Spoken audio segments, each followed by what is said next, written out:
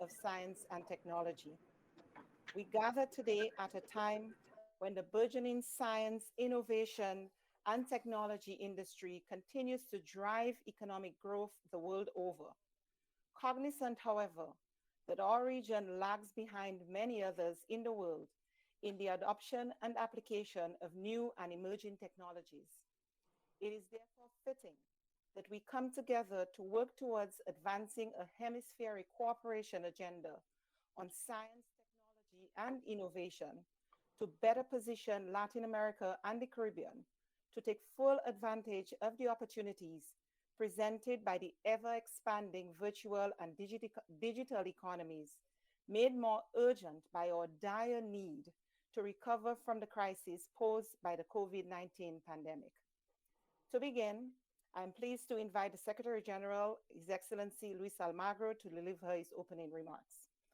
Due to a protocolary session, which is taking place at this moment with the President of Guatemala, the Permanent Council, the Secretary General regrets that he's unable to join us in person and provides his remarks via video. I ask the Department of Conferences to please proceed with the Secretary General's remarks. Welcome, Prime Minister Holness, ministers, and other authorities of science and technology of the Americas. Our region has been deeply affected by the human, social, and economic impact of COVID-19. We believe that science, technology, and innovation can accelerate solutions to challenges we face and become a fundamental part of the post-COVID-19 recovery. The last 2 years have changed the way we live and our ideas about how to build a better future.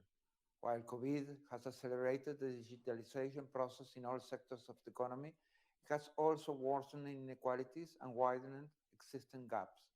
Many have been excluded from this process, with little or no access to connectivity and the skills needed to benefit from the digital economy.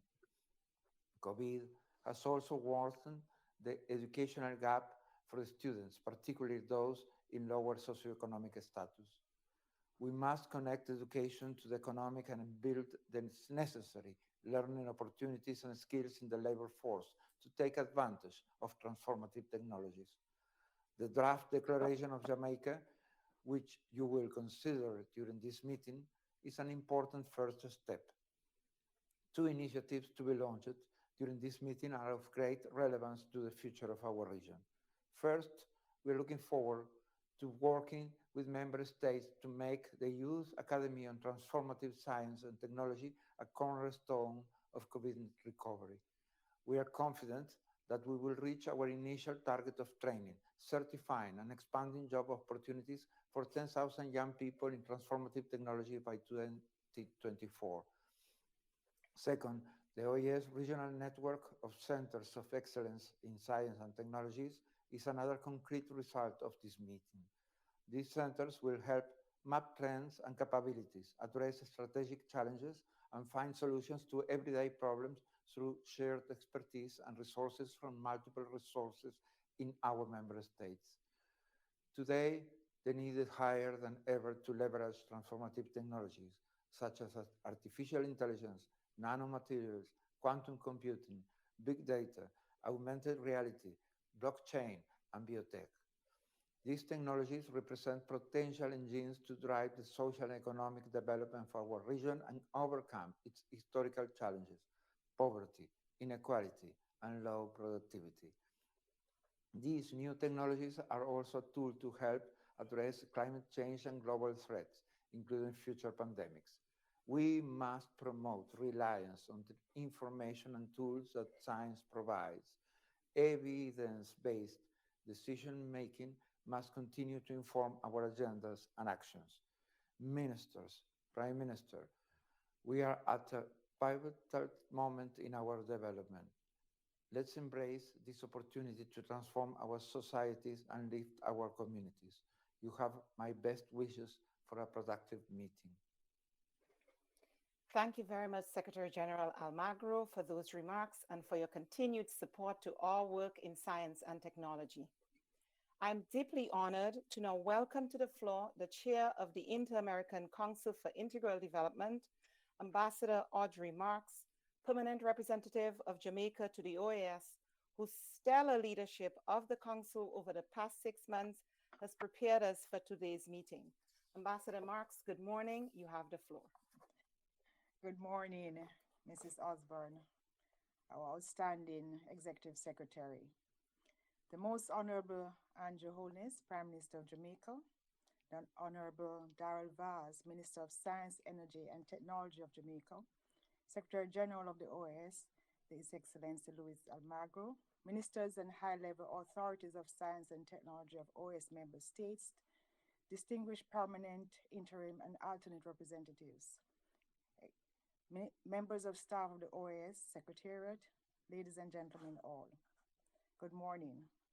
I'm honored to welcome you in this meeting of ministers and high authorities of science and technology in my capacity as chair of the Inter-American Council for Integral Development, CD.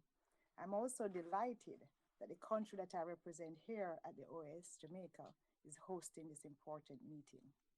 Over the last 6 months, I've had the honor of leading the Inter-American Council for Integral Development, which has focused on the practical application of new and emerging technologies in our efforts aimed at post-COVID recovery. Member states, the private sector, and academia have shared over 30 actionable proposals of cooperation and partnerships, which put us in good stead as we strive towards concrete outcomes for this ministerial, as we take the responsibility of shared recovery of this region from the devastating impact of the pandemic. During this period, the discussions and proposals within the context of the CD address the following 5 key issues. 1, energy transition as an engine for post-COVID recovery and the building of more resilient and sustainable societies in the Americas. 2, regional collaboration to address the skills gap for Industry 4.0 and to provide the youth with training certification and job-ready qualifications on transformative technologies. 3, results-driven interventions to close the gender and inclusion gaps on innovation, science, technology, and entrepreneurship in the Americas. 4, the importance of data-driven decision-making and increasing collaboration on research and development to address the development imperative of OAS member states. 5, innovative financing and expanding availability of capital for science and technology-driven solutions across the communities in the OAS member states. These key issues and proposals are reflected in the draft declaration of Jamaica. CD offered the space to present and pursue partnerships for the launching of the Youth Academy on Transformative Science and Technologies, which will take place later this morning. As the Secretary General said, the Youth Academy's goal is to train, certify, and expand job opportunities for 10,000 youths in transformative technologies by 2024. Closing the skills gap will allow OAS member states to reap the benefits from emerging technologies, improve productivity, and contribute to higher growth rates and reduce poverty. The work in CD also advanced the efforts to develop a regional network of centers of excellence on 10 transformative technologies of Prospector Americas, another concrete result of this ministerial meeting. Colleagues, as I indicated during my remarks at the Labor Ministerial a few months ago, dialogue is useful, but dialogue which does not lead to action is meaningless, particularly when we are faced with the urgent need to change the direction of our region. The Ministerial on Science and Technology is a call to action, a call which Jamaica has led, and which now falls to all of us to drive towards concrete results. Let us work with renewed purpose towards a more resourceful, resilient, and innovative Americas. In closing, I thank Minister Vaz and his team at the Ministry of Science, Energy, and Technology for working jointly with the Ministry of Foreign Affairs and the Permanent Mission of Jamaica to support our efforts to align the work of CD with the 6th meeting of ministers and high authorities of science and technology. It has been a joy to work with all member states and partners leading this process over the last few months, and I look forward to a productive discussion over the next 2 days and the results of this ministerial. Thank you.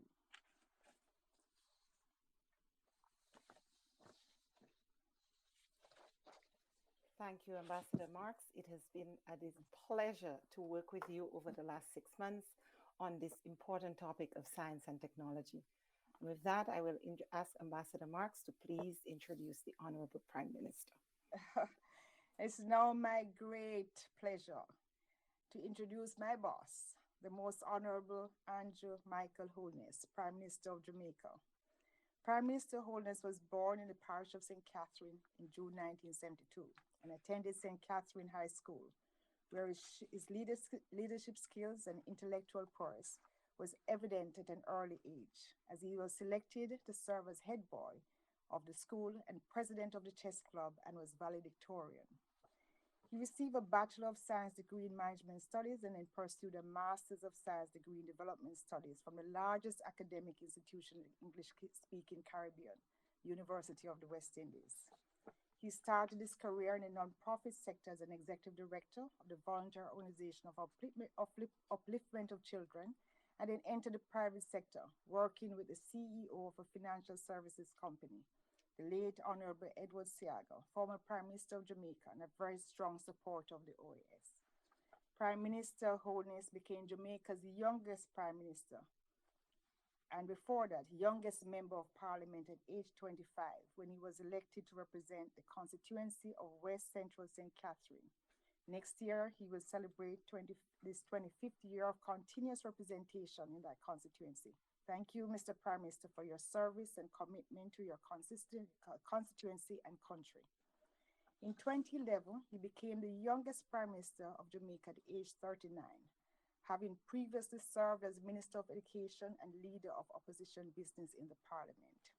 In 2016, he was elected Prime Minister for a second time, and in September 2020, he led his party to a successful landslide re-election and was returned as Prime Minister of Jamaica for the third time. Prime Minister Holness represents a new generation of dynamic visionary leaders and is dedicated to transformative development and creating a vibrant, growing, and equitable society through economic and financial reforms, technological advancements, and the building of national resilience and capacity. When he was elected Prime Minister in 2016, he created the Ministry of Economic Growth and Job Creation, which reflected his focus on growth and development. This focus played an instrumental role in Jamaica's recovery from the pandemic, as Jamaica's growth rate was a record 14% in the second quarter of this year and is expected to grow by 8% next year, according to the IMF. Prime Minister also led the charge to transform Jamaica into a digital society and recently launched a National Coding in Schools program, which will benefit 400,000 students in schools across Jamaica. Prime Minister has also been at the forefront, leading the discussion and policies on regional, national, and international platforms on the issue of climate change. He was one of the few world leaders invited by President Biden to attend the virtual climate change summit that was held earlier this year. He's also one of the few leaders of small economies invited to attend both the G20 and G7 Global Summit in recent years. Ladies and gentlemen, it is with great pride and admiration that I introduce Jamaica's 9th Prime Minister, the Most Honorable Andrew Michael Holness. Good morning, Mr. Prime Minister.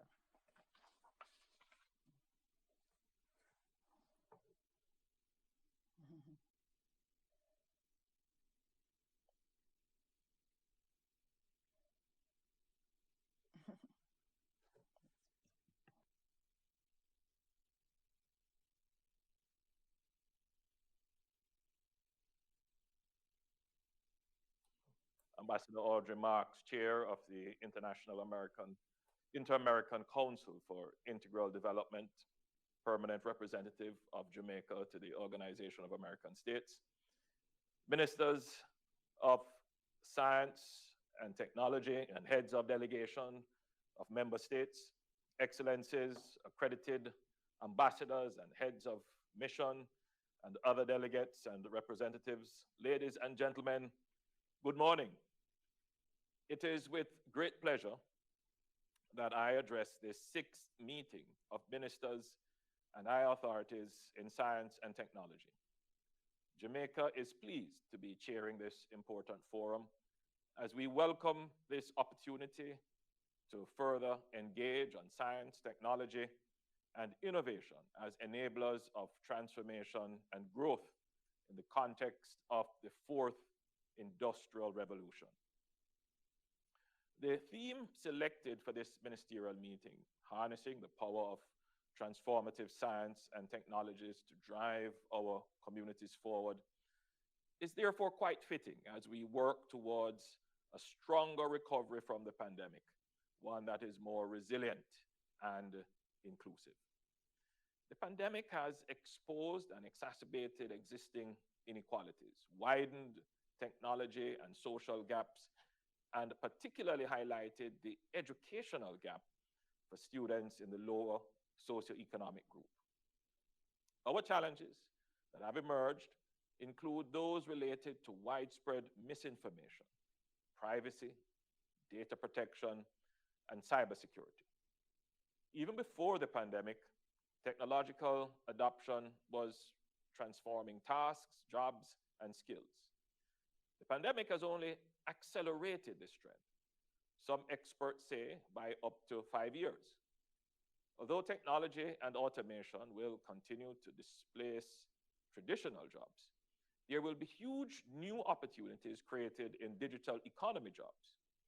The World Economic Forum, in its most recent Future of Jobs report, estimates that by 2025, 85 million jobs may be displaced by technology, while 97 million new roles may emerge that are more adapted to the new division of labor among humans, machines, and algorithms.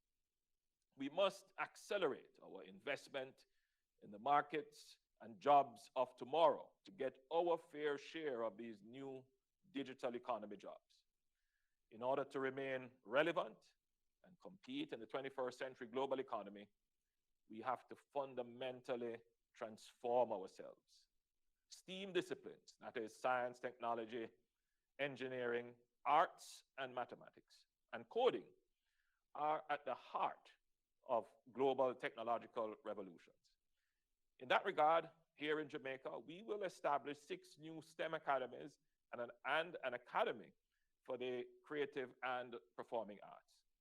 Our efforts must focus on equipping our young people with the necessary skills to harness the power of transformative science and technology to collaboratively propel our communities forward. We recognize the tremendous efforts made by the OAS, supported by our development partners, to assist member states in addressing connectivity challenges and for the training opportunities aimed at transforming the way we conduct business. Ministers and high officials, we can only overcome the current challenges through continued collaboration and shared responsibility. There is need to consolidate our gains and redouble our efforts, particularly in areas which will spur economic growth and development.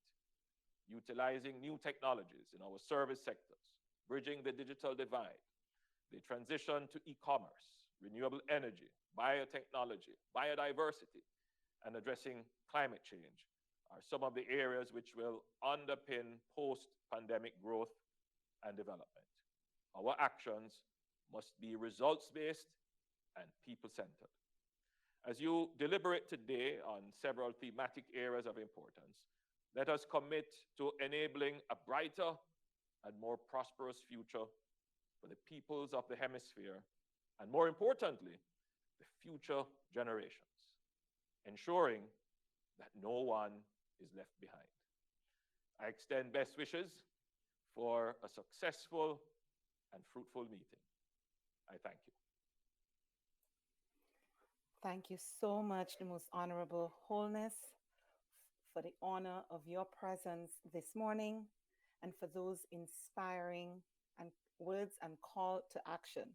Your presence here today signals the value that your country places on science, innovation, and technology, and the theme, and underscores the theme that Jamaica has chosen for this meeting, harnessing the power of science and technology to drive our communities forward. Again, my sincere thanks on behalf of Secretary General Almagro and on behalf of all the delegates gathered here for this meeting. Thank you. I am now pleased to offer the floor to introduce the provisional chair for the 6th meeting of Ministers and High Authorities of Science and Technology, the Honorable Joel Powell, Minister of Education, Sports and Culture of St. Kitts and Nevis. Honorable Minister, you have the floor.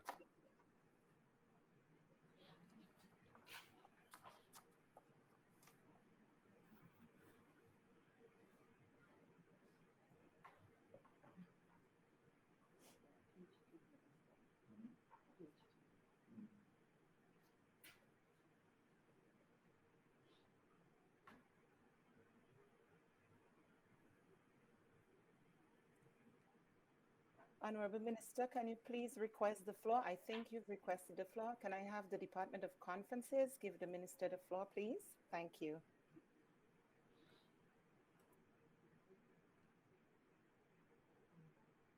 Thank you very much, Secretary Osborne. The Most Honorable Andrew Holness, Prime Minister of Jamaica, Honorable Ministers and high-level authorities of science, technology, and innovation, and heads of delegations. OAS Secretary General Luis Almagro, Honorable Darrell Vaz, Minister of Science, Energy, and Technology of Jamaica, Ambassador Audrey Marks, Permanent Representative of Jamaica to the OAS, and Chair of the Inter-American Council for Integral Development, Mrs. Kim Osborne, OAS Executive Secretary for Integral Development, distinguished representatives of member states and special guests. I have the honor to begin this first plenary session of the 6th Inter-American Meeting of Ministers and High Authorities of Science and Technology, held within the framework of the Inter-American Council for Integral Development of the Organization of American States. We are now ready to elect the chair of this meeting. To proceed with the election, I'm pleased to give the floor to delegations wishing to propose candidates for this position at this time.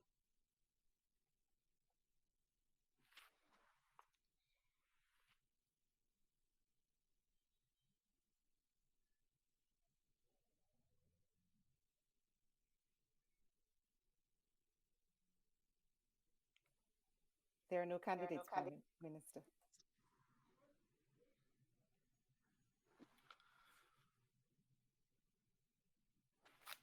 Then at this point, I would like to... Mr. Powell, Belize is requesting the floor. Dr. Luis Sabane. Minister Zabane of Belize is requesting the floor. Minister Zabane, please proceed.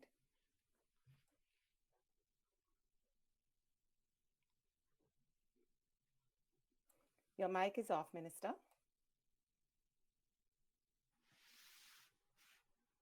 Thank you, Mrs. Osborne.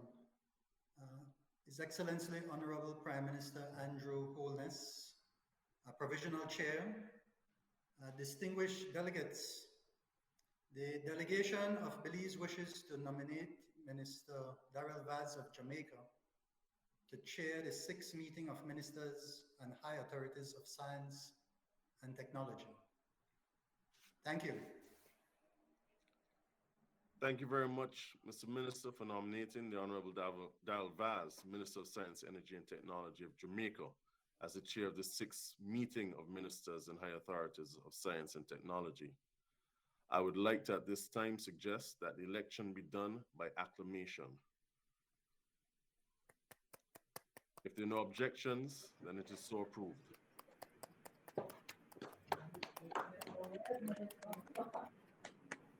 Honorable Darrell Vaz, Minister of Science, Energy, and Technology of Jamaica, on behalf of all the delegations present here, our sincere congratulations to you on your election as chair of this, the 6th meeting of Ministers and High Authorities of Science and Technology.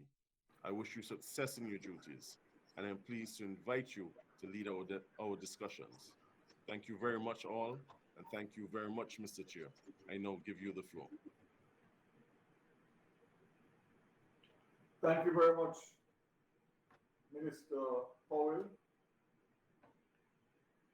the Prime Minister of Jamaica, the Most Honorable Andrew Holness, colleague ministers of science and technology from across the region, Secretary General, Ambassador Luis Almagro, Chair of the Council of Integral Development, our own Ambassador Audrey Marks, Executive Secretary, Mrs. Kim Osborne, distinguished permanent representatives, interim representatives, other specially invited guests, members of staff of the General Secretariat. Good morning and a warm Jamaican welcome to everyone. It is indeed an honor and a pleasure for Jamaica to be hosting the 6th meeting of ministers and high authorities in science and technology. Let me begin by expressing on behalf of the government of Jamaica our appreciation to everyone who has worked assiduously in organizing this very important meeting. As we meet virtually today, we are reminded that the entire world continues to experience the devastating effects of the COVID-19 pandemic. Our collaborative efforts are needed now more than ever. Our theme for this meeting, harnessing the power of transformative science and technologies to drive our communities forward, is not only appropriate, but timely, as it encapsulates the important role of science and technology in our development agenda while we seek to build back stronger and more inclusive societies. Ladies and gentlemen, as the oldest hemispheric institution in the world, the Organization of American States has been an important forum for cooperation and advocacy based on its important pillars: democracy, human rights, fostering integral development, and prosperity for all peoples throughout the region, while ensuring a multidimensional approach to security, all of which constitutes its fundamental pillars. We recognize it is only through the exchange of ideas, the creation of partnerships, constant dialogue, and networking, while creating synergies between and among the 35 member states, that the goals and aspirations of our individual societies can be realized.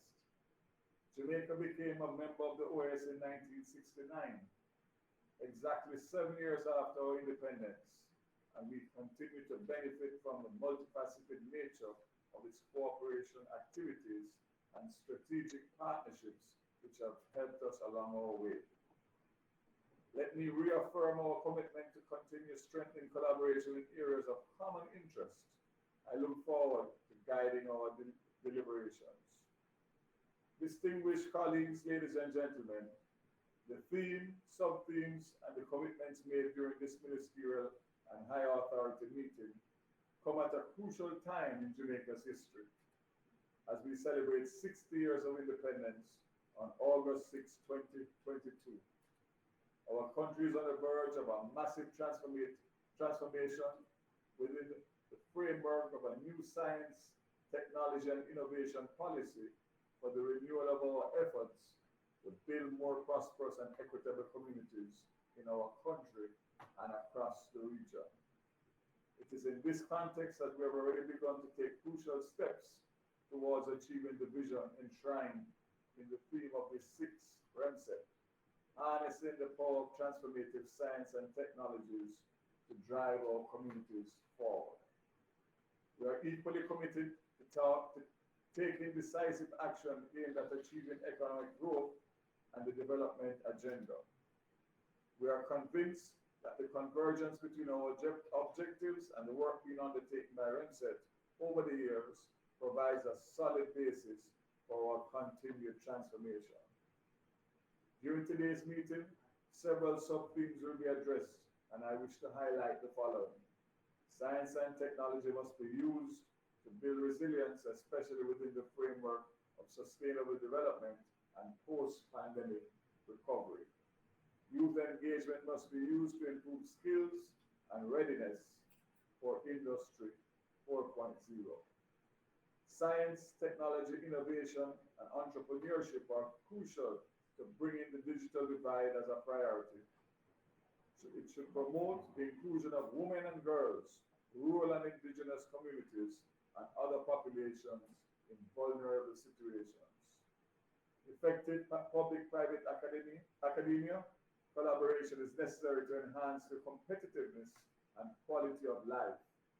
Additionally, we must work to level the playing field for active participation in the global economy by micro, small, and medium enterprises through STI. It is imperative that technology foresight be used as input for public policy decisions. And finally, we must include science for decision making.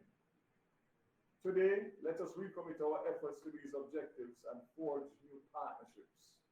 We must remain resolute that despite the devastating effects of the pandemic, we will be able to harness the power of transformative science and technologies with the aim of driving our communities forward. It is our belief that the sub-themes are indicative of the interests and priorities of all member states, especially from the smaller countries of Central America and the Caribbean region. Distinguished colleagues, ladies and gentlemen, with strong leadership and partnership afforded through your representation here, I'm confident that our collaborative efforts will result in the transformation of our communities into resilient and prosperous societies across the hemisphere. I thank you for your attendance and look forward to an enriching engagement. I pray for God's richest blessings for all represented here, and as we look forward to a productive and mutually beneficial meeting. I thank you.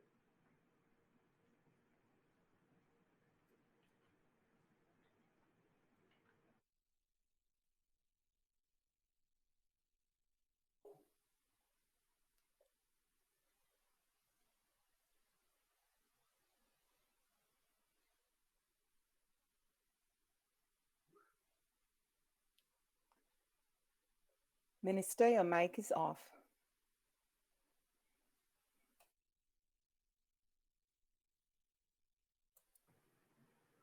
Sorry. To begin with, we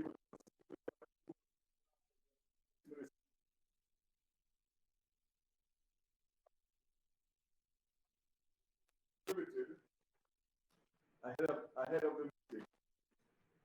The document was also considered during the preparatory meeting of the meeting November 22nd, 2021, and at the Inter-American Council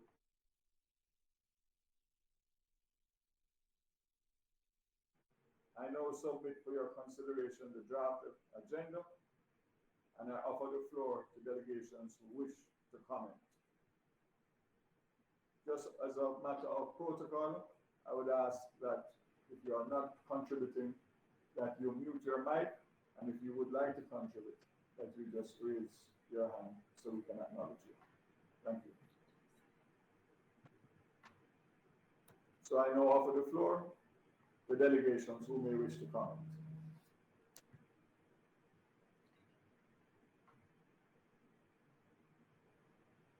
Is there anyone? If there are no comments, the agenda is approved. Submit for your consideration the draft schedule of this meeting, document CD Remset, document 3/21.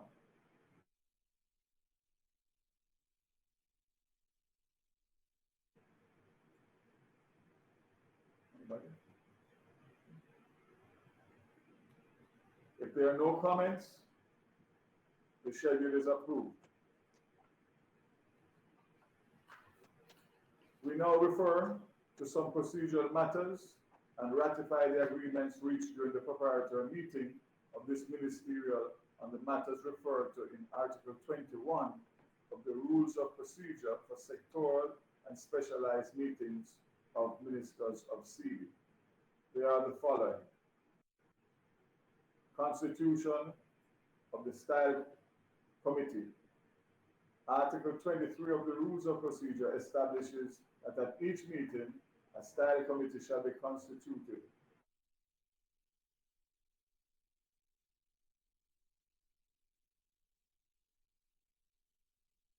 We propose that the study committee to be composed of the following delegations: Brazil for the Portuguese language, Canada for the French language, Peru for the Spanish language, and Jamaica for the English language. If there are no objections, it is so approved. Approved. Agreement on the deadline for the presentation of proposals. To ensure that the Secretariat has time to translate and distribute new documents delegations may wish to submit, I suggest that if delegations have any proposals they wish this ministerial meeting to consider, such as proposals to be submitted to the Secretariat no later than today, December 7, 2021, at 12 p.m. Eastern Standard Time. If there are no objections, it is approved. It is so approved. Approved.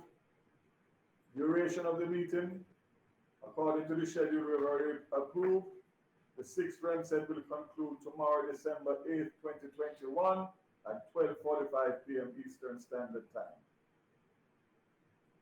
If there are no objections, it is so approved. Approved. Continuing with the next item on our schedule, I'm pleased to invite Mrs. Kim Osborne, Executive Secretary for the Integral Development of the OS, to present a report on the activities carried out by the Technical Secretariat of the Inter-American Committee on Science and Technology, known by its acronym, COMSIT, since the last ministerial meeting held in Colombia on November 2nd and 3rd, 2017. Secretary Osborne, you have the floor. Thank you so much, Minister Vaz. And I would ask the conferences to show the video, the steady video, before we move into the report of the Secretariat and the COMSIT, to give member states an idea of the work of the pillar of integral development at the OAS over the last year. And then I will move into the substantive report.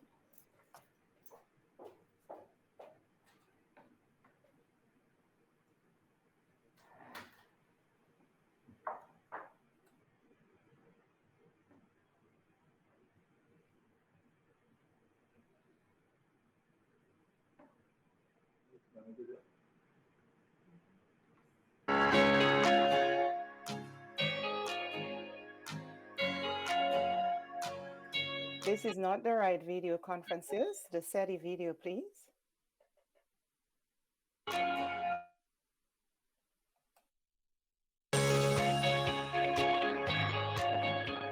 Department of Conferences, please. This is not, the video that you're showing is the wrong one.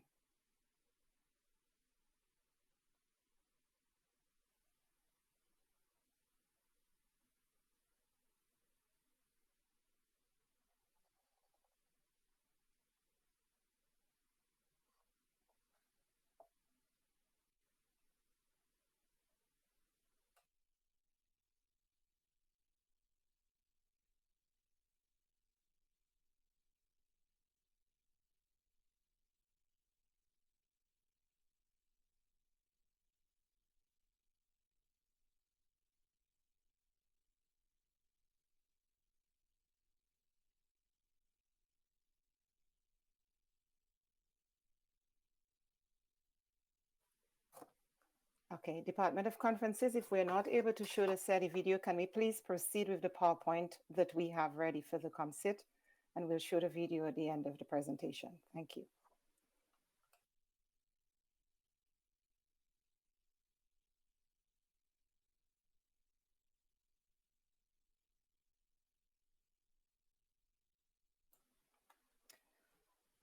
Thank you for the opportunity to present the activities carried out by the Inter-American Committee on Science and Technology to COMSIT and the Technical Secretariat since the 5th meeting of Ministers and High Authorities of Science and Technology held in Medellin, Colombia on November 2nd and 3rd, 2017. Next slide, please.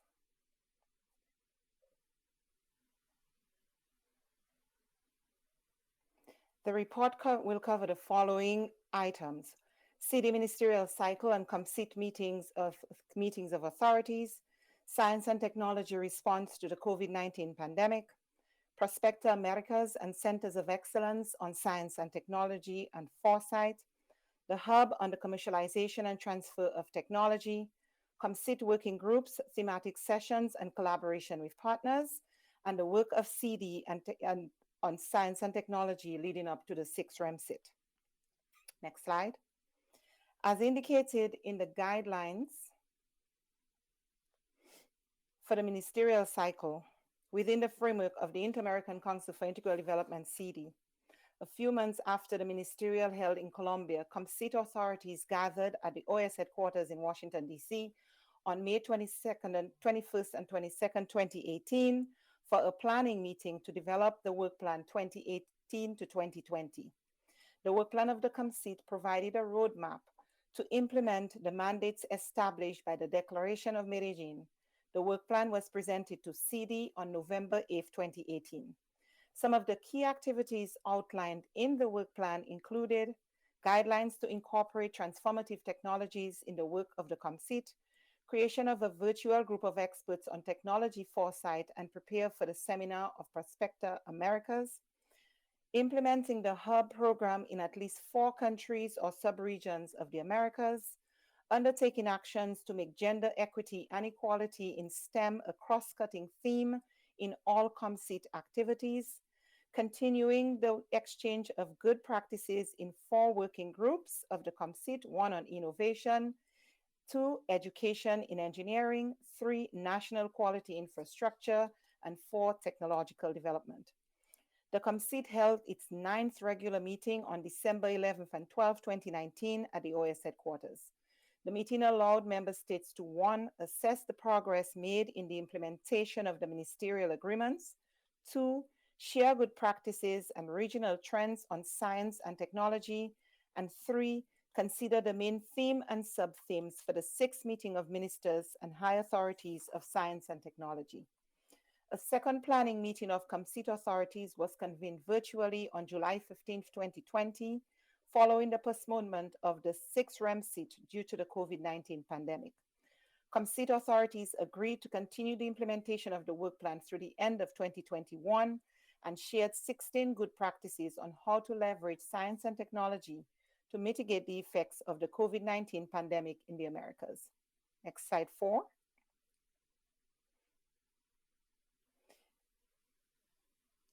Next slide. In response to the COVID-19 pandemic, COMSIT convened 2 high-level virtual seminars under the theme Science, Technology, and Innovation to mitigate the effects of the COVID-19 pandemic. Good practices from COMSIT members and partners, during which ministers and high authorities of science, technology, and innovation from Brazil, Chile, Colombia, Costa Rica, Jamaica, Mexico, Peru, among others, shared 15 good practices and national strategies on science, technology, and innovation to address the social and economic impacts of the COVID-19 pandemic. These discussions were held on April 29, 2020 and May 22, 2020, and reached over 750 participants from 26 member states, including senior officials, strategic partners, and permanent missions of the OAS. Next slide, slide 5.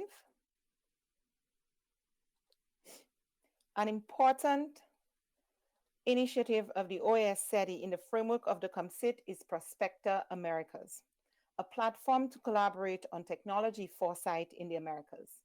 The first Prospector Americas seminar was held on October 24th to the 25th, 2019 in Lima, Peru, under the leadership of the CONCITEC and in collaboration with MinCiencias of Colombia, the Pontifical Catholic University of Peru, and the OAS Secretariat for Integral Development. Next slide.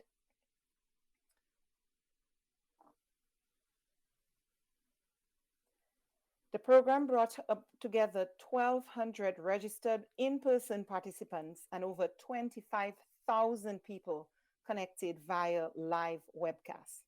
The purpose of the seminar was to promote knowledge sharing and highlight opportunities for the Americas on 10 transformative technologies, namely big data, robotics, blockchain, virtual reality, artificial intelligence, quantum computing, gene editing, biomedical engineering, additive manufacturing, and new nanostructured materials, and to assess their social and economic opportunities for the Americas.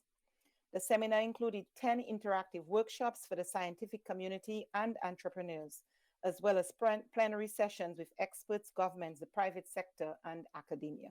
Next slide.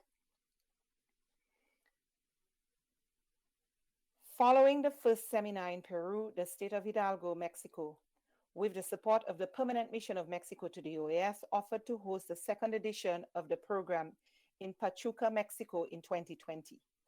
Due to the COVID-19 pandemic, the government of Hidalgo and the Ministry of Foreign Affairs of Mexico, the CONACYT, and the Permanent Mission, together with the Technical Secretariat, held a virtual edition of Prospector Americas in November 2020 under the theme Technology Foresight in the Americas, Challenges of a New Reality, as well as 2 strategic sessions on blockchain and artificial intelligence on October 27 to 28, 2021.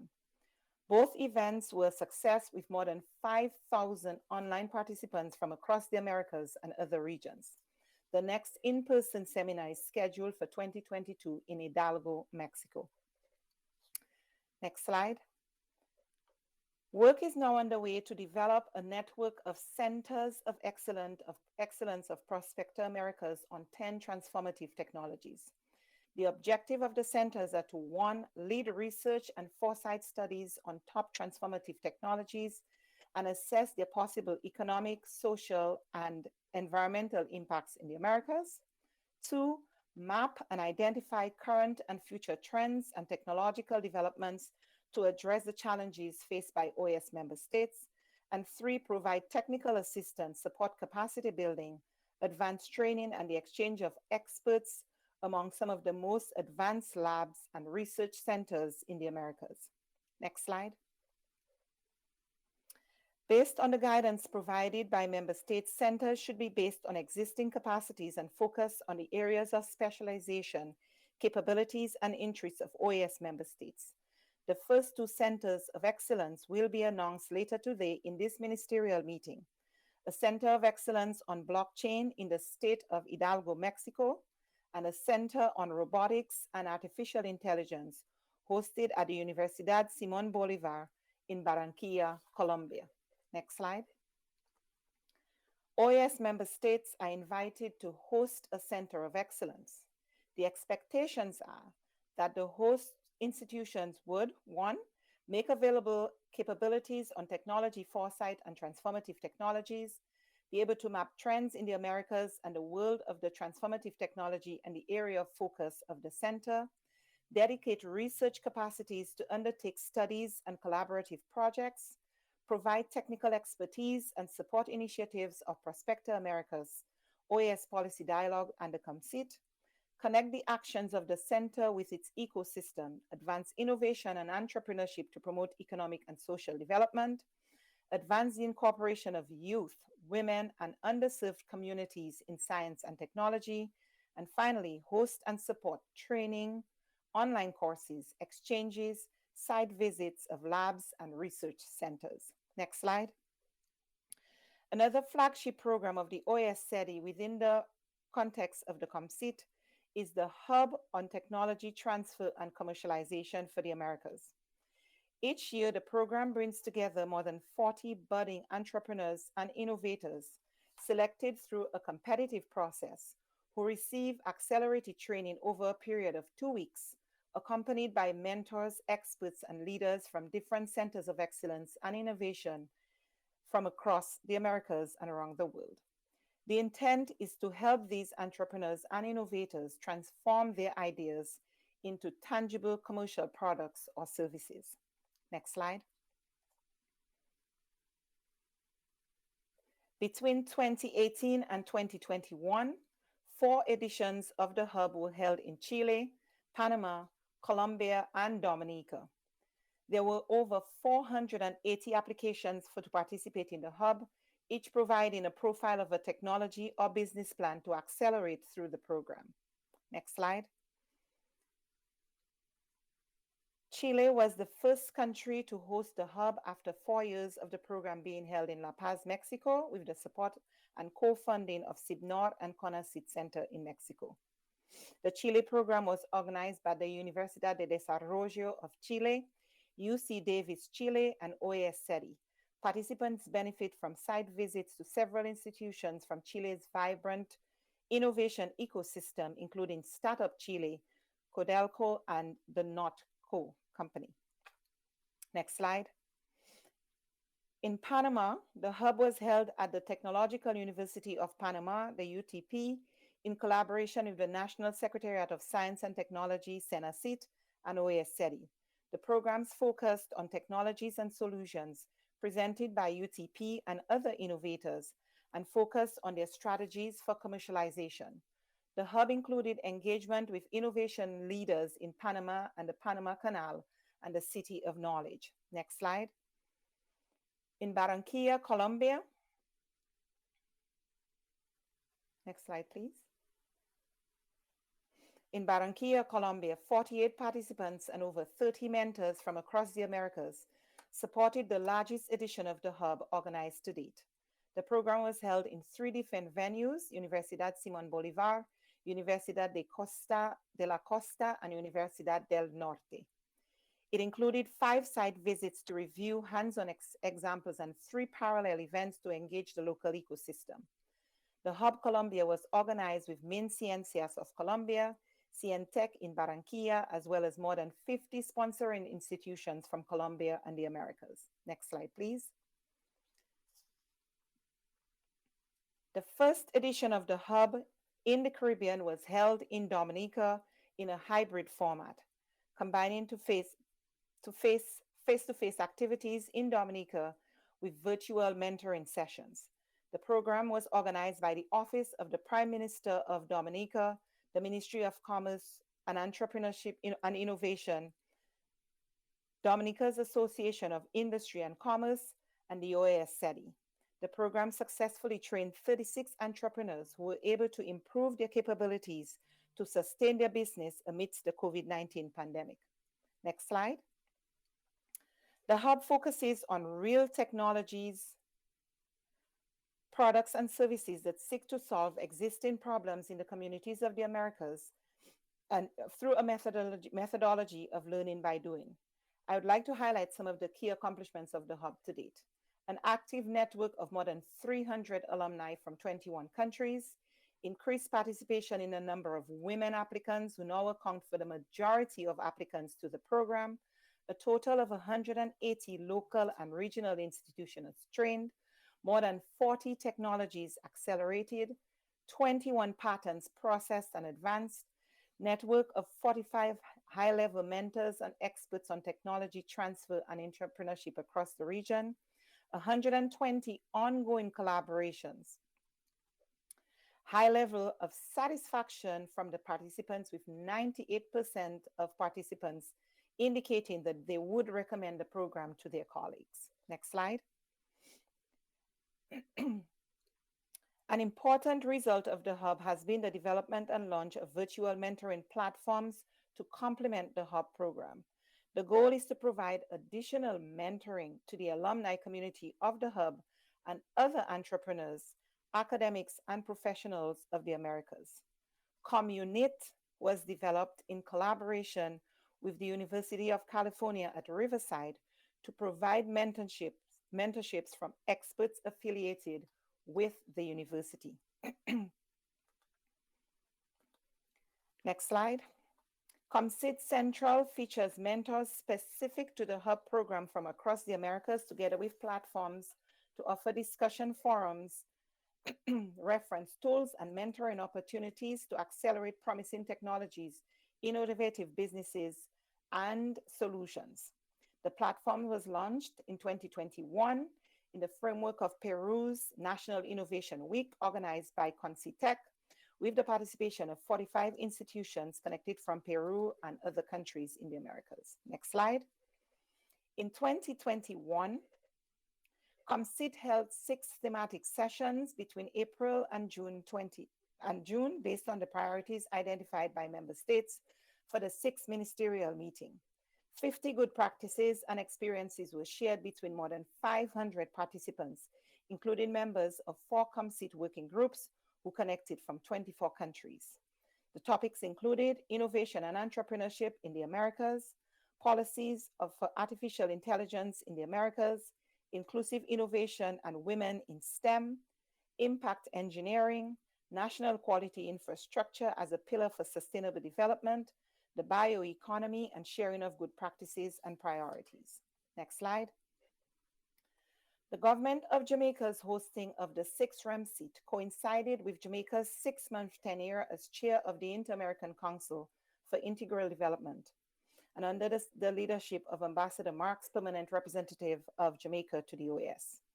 The alignment of the discussions in the CD meetings with the main priorities for the 6th REM seat engaged member states in a series of discussions on the 5 subtopics under the ministerial's theme, harnessing the power of transformative technologies to drive our communities forward.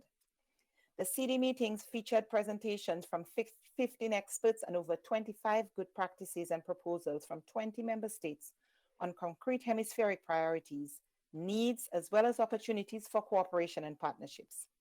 The CD meetings provided valuable insights and impetus to initiatives such as the OAS Youth Academy on Transformative Technologies for the Americas and the Centers of Excellence on Technology Foresight.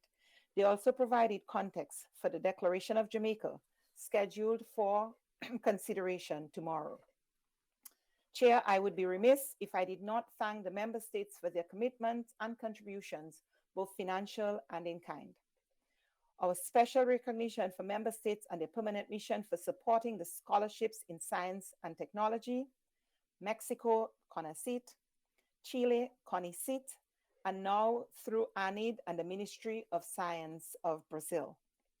I wish to place on record my deepest appreciation for the support and financial contributions received from CONACYT of Mexico, MinCiencias of Colombia, CONCITEC of Peru, CORFO of Chile, CENACYT of Panama, to support the activities of the ComSeat, including the Hub and Prospector Americas.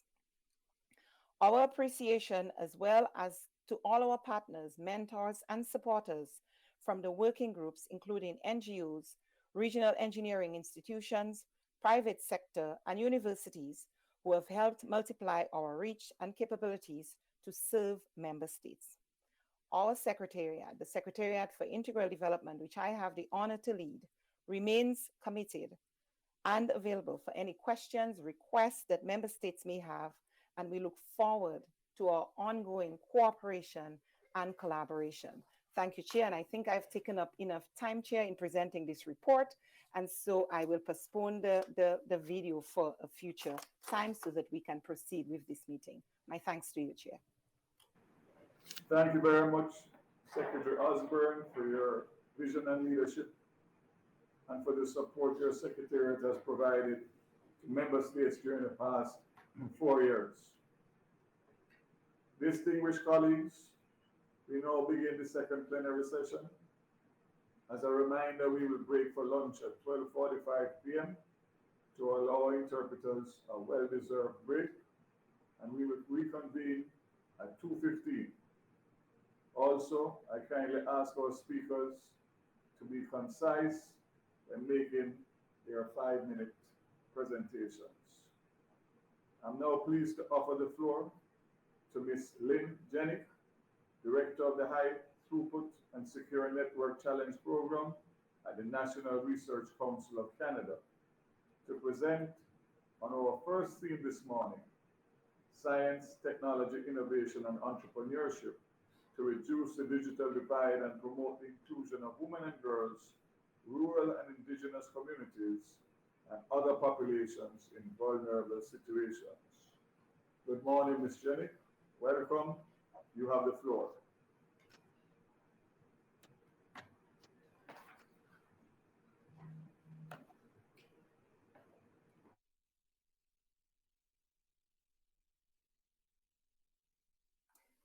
Okay, let's try this. Can you hear me? Yes. Okay. Thank you very much for having me. My name is Lynn Gennick. I'm a scientist with the National Research Council of Canada and the director of the High Throughput and Secure Networks Challenge program that we are hosting at the National Research Council.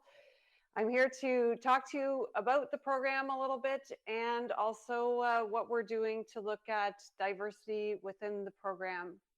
So I have a few slides, and if we could maybe go to the next slide, please. So to give you an idea of who we are in the National Research Council of Canada, we are the government's largest research and development organization and have been in existence for more than 100 years. We have over 4,000 staff, including more than 2,000 scientists. And we're really there to help Canada advance its scientific and technical knowledge, to help the government with policy solutions based on research and development. We have a large role in supporting business innovation, and there's a portion of our organization that's dedicated to helping small businesses innovate. And finally, we are helping to find innovative solutions to societal issues through our science and technology. Next slide, please. So we're talking about the digital divide here, and what's the challenge that we have in Canada? Well, we are the second largest country in the world. We have a landmass of more than 10 million square kilometers, more than 5,000 kilometers from east to west, and more than 4,500 kilometers from north to south. However, so we have a very large landmass, but one of the lowest population densities in the world. And this diagram on the left indicates where our population is most concentrated, which is closest to the US border. However, we have a large number of rural and remote communities scattered throughout the country, including far into the north as well. The Canadian government has defined a universal service objective for broadband internet, which is a 50 megabit per second download speed, a 10 megabit per second upload speed, and no data limits for that service. And what we know from our latest data in 2019, which is shown on the right, is that in the urban communities, we can offer that service to almost all households. So close to 99% of households have that service available to them. However, when we start looking at rural, remote, and Indigenous communities, that picture is very different. So in rural households, it's about 45% as of 2019 had that service available to them. And if we look at First Nations reserves, it's even lower at approximately 35%. So why do we care about this so much? Can you go to the next slide, please?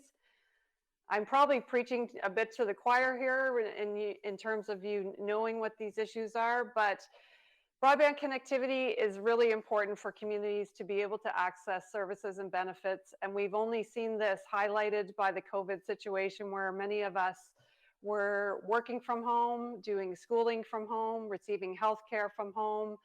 And so if communities don't have these services available to them, they're essentially being cut off from receiving the benefits that are available to many Canadians. So we want to try to bring equity to the situation for Canadians so that communities are able to receive the same services to support their economic development and culture, etc. Next slide, please. So there is a large program in Canada that's investing more than $1 billion in finding solutions for these communities to deploy their broadband networks. However, our program is a bit different. We are focused on the research, and we are looking more into the future, 7 to 10 years out in terms of looking at next generation technologies that can help provide solutions to communities. So we are a research and development program with a fixed duration. We're a 7-year program. We do have a very specific objective in terms of developing technology that will help bridge this digital divide. We have identified 4 particular research areas that we are working in, and that was based on many consultations across Canada, as well as looking at our own capabilities within the National Research Council. One thing I didn't mention in the introduction is that the National Research Council does have 14 research centers with a very wide range of capabilities. We are very focused on the technology, and my program currently spans 5 of our 14 research centers. And the way that we're operating is that we've been given a fairly modest, depending on your country, or significant budget of about $16.8 million that we can give to or support our partners with a particular mechanism so that they can collaborate with us. So currently we're collaborating with industry, academia, not-for-profit organizations. It includes some international partners as well. And we can help support them through the funding that we have available. It generally also requires our partners to be putting in a contribution as well, and so that we can combined do a better job than if we were just working on these problems in isolation. Next slide, please. So how do we consider the issue of equity, diversity, and inclusion? That's the terminology we use at the National Research Council. So in Canada, we have the Employment Equity Act that is designated for typically underrepresented groups of women, Indigenous people, people with disabilities, and member of visible minorities or racialized persons. And we tend to, within the government, look at these 4 groups in particular. So we consider, looking at how we're supporting these various groups through a number of aspects. So we look at that in terms of my team composition. So I'm a woman and I have 4 science leaders in the research themes that were identified on the previous slide. They're all doctorates in physics, and 2 of those people are women. We also look at our scientific staff across the National Research Council. So according to Canada's Employment Equity Act, there are targets we are required to meet by law in terms of the representation of those various groups in the workforce and who we should be hiring, essentially. We also look at the equity, diversity, and inclusion of our collaborators and who we're supporting financially. So we are looking at the composition of our collaborators. We usually work with what we call a lead or principal investigator, and we have women, Indigenous members, and visible minorities who are our principal investigators. And often students are supported by our program, so we're really encouraging underrepresented groups to be represented through the students hired by the money and the funding we are able to provide. We also have an advisory committee that's comprised of external experts. So we have gender parity on that committee. We're also, again, looking at representation from across Canada, from across, again, these 4 employment equity groups that we have identified, and making sure we have different geographical regions represented as well. And in terms of looking at the project proposals themselves, we do require that each project team identifies at least 1 concrete practice that they're going to put in place to address systemic barriers. So some examples are things like providing mentorship to underrepresented groups, providing flexible work schedules for people with families, providing conference opportunities, again, for people typically from underrepresented groups, and activities such as those. And finally, we know that in Canada, the problems are typically most severe for connectivity when it comes to Indigenous communities. So we have been engaging with Indigenous experts to get their advice on how we can best engage with Indigenous communities. Next slide, please. This is my last slide. So the Government of Canada is also committed to what's called Gender-Based Analysis Plus, and the name is maybe somewhat misleading. It's not only about gender, it's really about intersectionality and all of the factors that contribute to making diverse populations. And GBA Plus is an analytical process to make sure that these factors are considered in any programs, policies, or legislation that's put in place in Canada. And we have a requirement that all of our projects are required to go through this GBA Plus process to ensure that the science they're doing is rigorous, that they are mitigating any biases, and that the results would be accessible to diverse populations.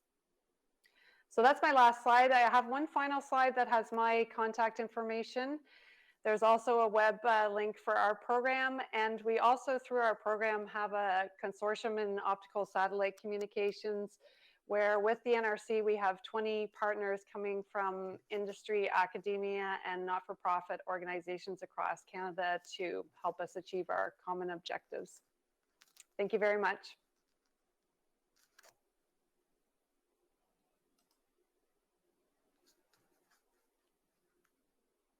Program is developing innovative technologies to enable network operators and service providers to offer secure, affordable, and high-speed internet services in the rural and remote communities across Canada. I'm pleased to give the floor to Ms. Janixia Villalobos-Vindas, Director.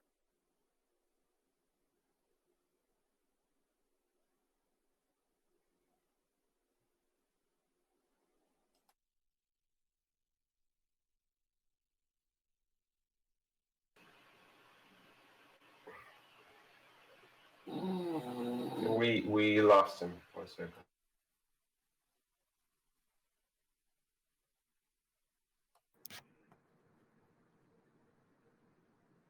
Minister, we didn't hear anything you said previously. Are you hearing me now? Yes, thank you.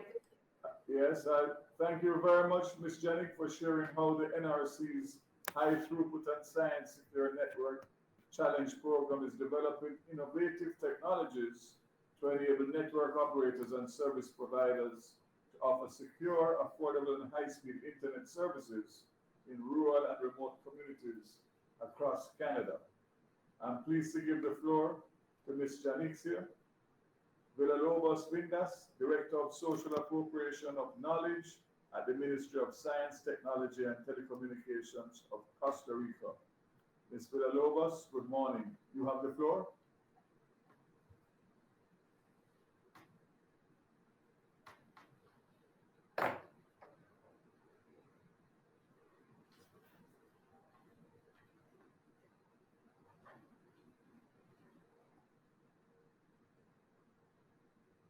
Buenos días.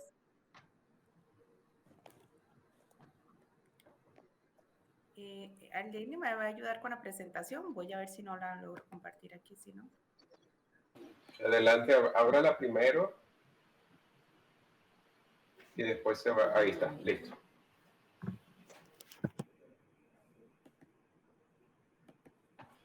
¿La está viendo? Ahí está. Sí, ¿la están viendo? Sí, la estamos viendo perfecto. Muchas gracias. Ok, buenos días.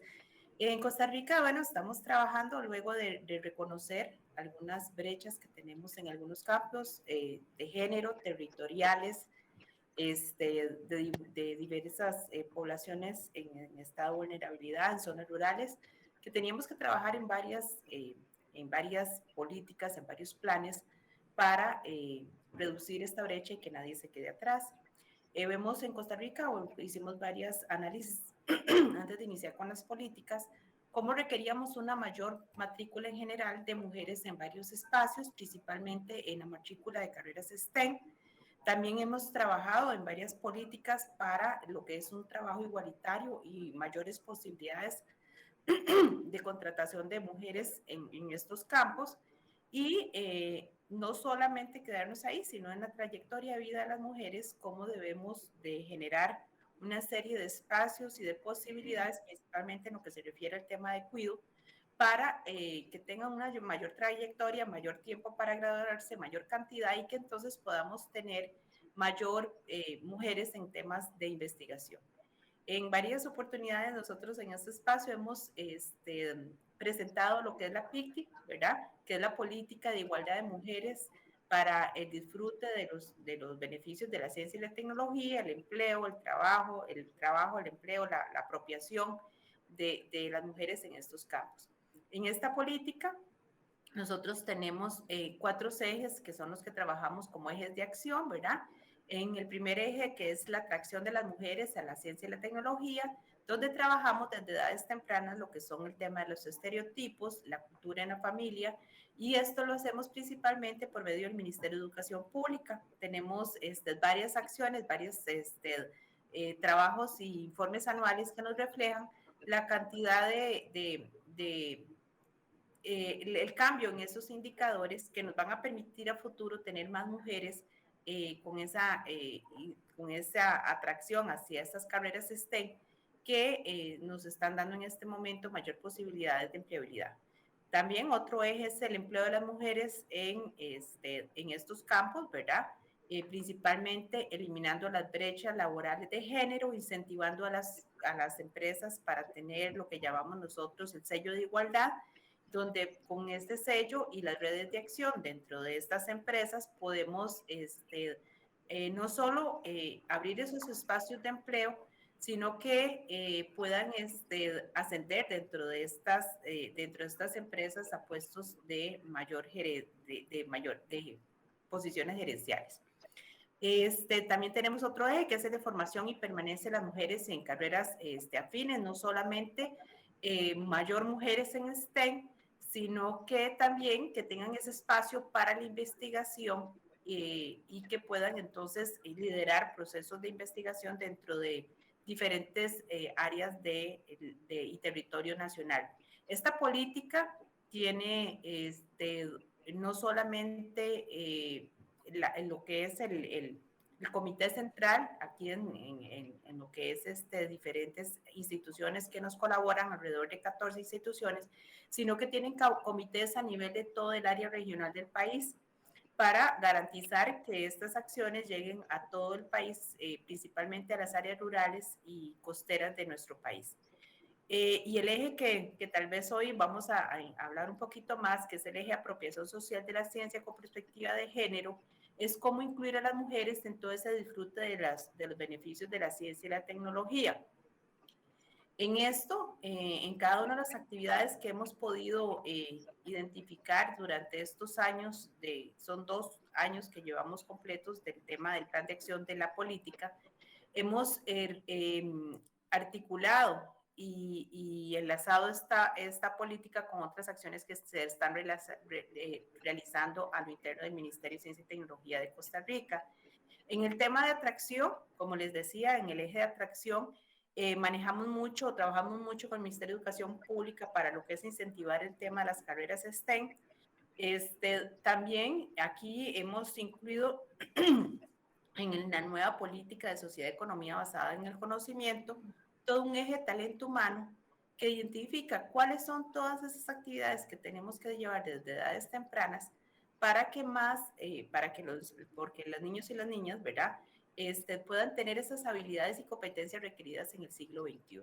Entonces, aquí hay acciones que llevamos directamente con el Ministerio de Educación, con encuestas y proyecciones del Ministerio de Trabajo, y nos hemos propuesto indicadores muy claros para que dentro de 5 o 6 años podamos ver cómo estas agujas empiezan a moverse a nivel del país. También en este eje podemos indicar que en Costa Rica, como hemos visto y como hemos sufrido a través de diferentes países por el tema de la pandemia, también hemos sufrido la cantidad de niños que se han quedado rezagados por la falta de presencialidad en las clases.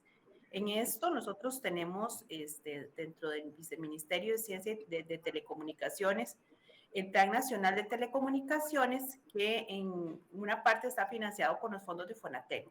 Y en estos fondos se han realizado varios programas en los que se establecen metas, y en algunas de estas metas lo que se lleva concretamente es computadoras y conectividad a esas poblaciones más vulnerables del país, ¿verdad? También en este momento se está impulsando lo que es la conectividad de las escuelas por la red del Bicentenario, que es lo que principalmente impulsa es la conectividad de todas las escuelas del país, principalmente aquellas que están más alejadas, que están en las áreas rurales, y proveer de computadores a aquellos niños y niñas que realmente en este momento no han podido continuar con este proceso educativo.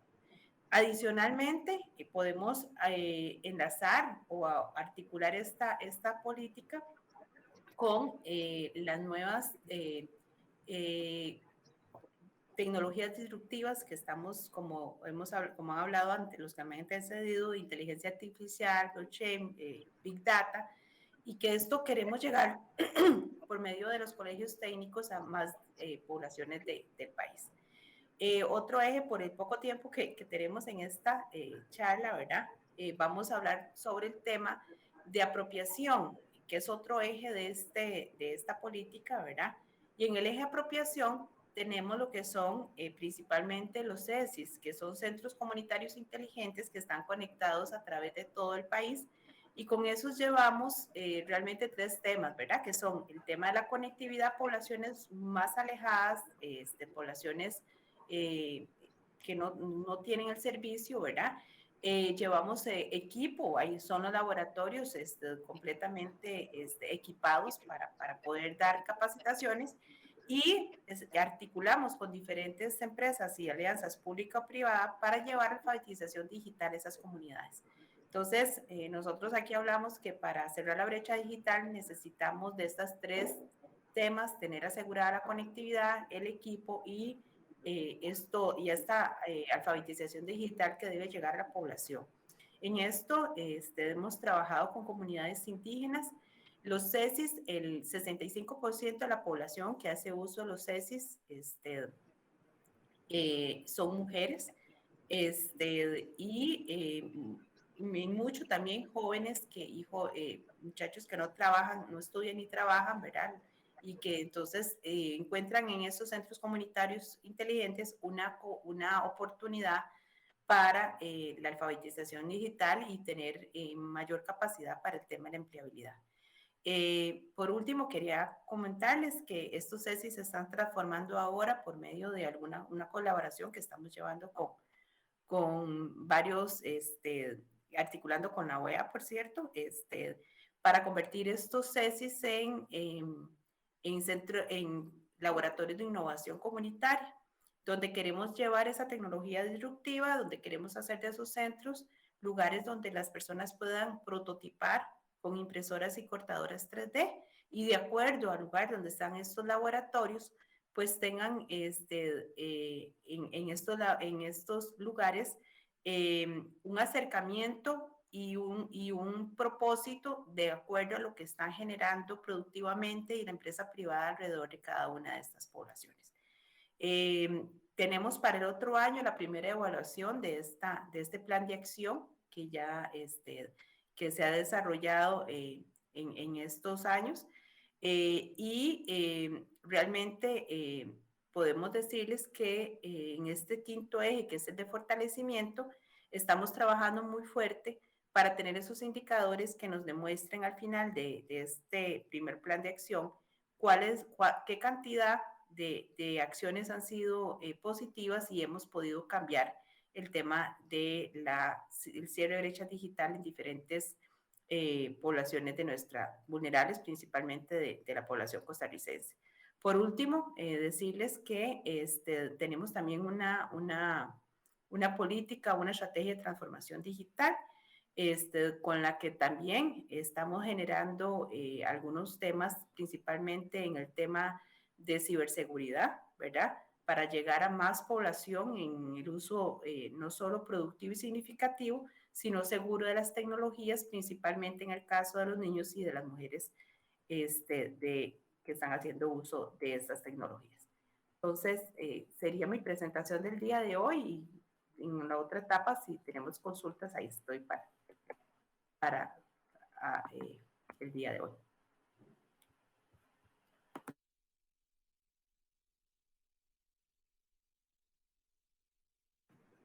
Thank you very much. Thank you very much, Ms. Villalobos. Costa Rica's experience is inspiring. Thanks for sharing. I'm pleased to invite Dr. Clara Sondry, Director of International and Academic Affairs at the National Institute of Science and Technology in the United States. Dr. Sondry, good morning. You have the floor. Good morning and thank you. I'm going to share my screen. I have a few slides.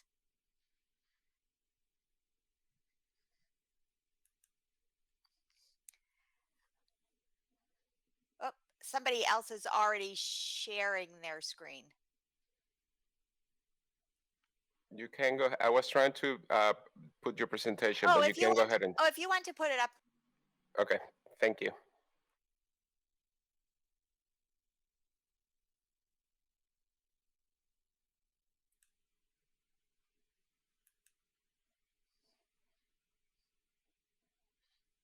Is it projecting?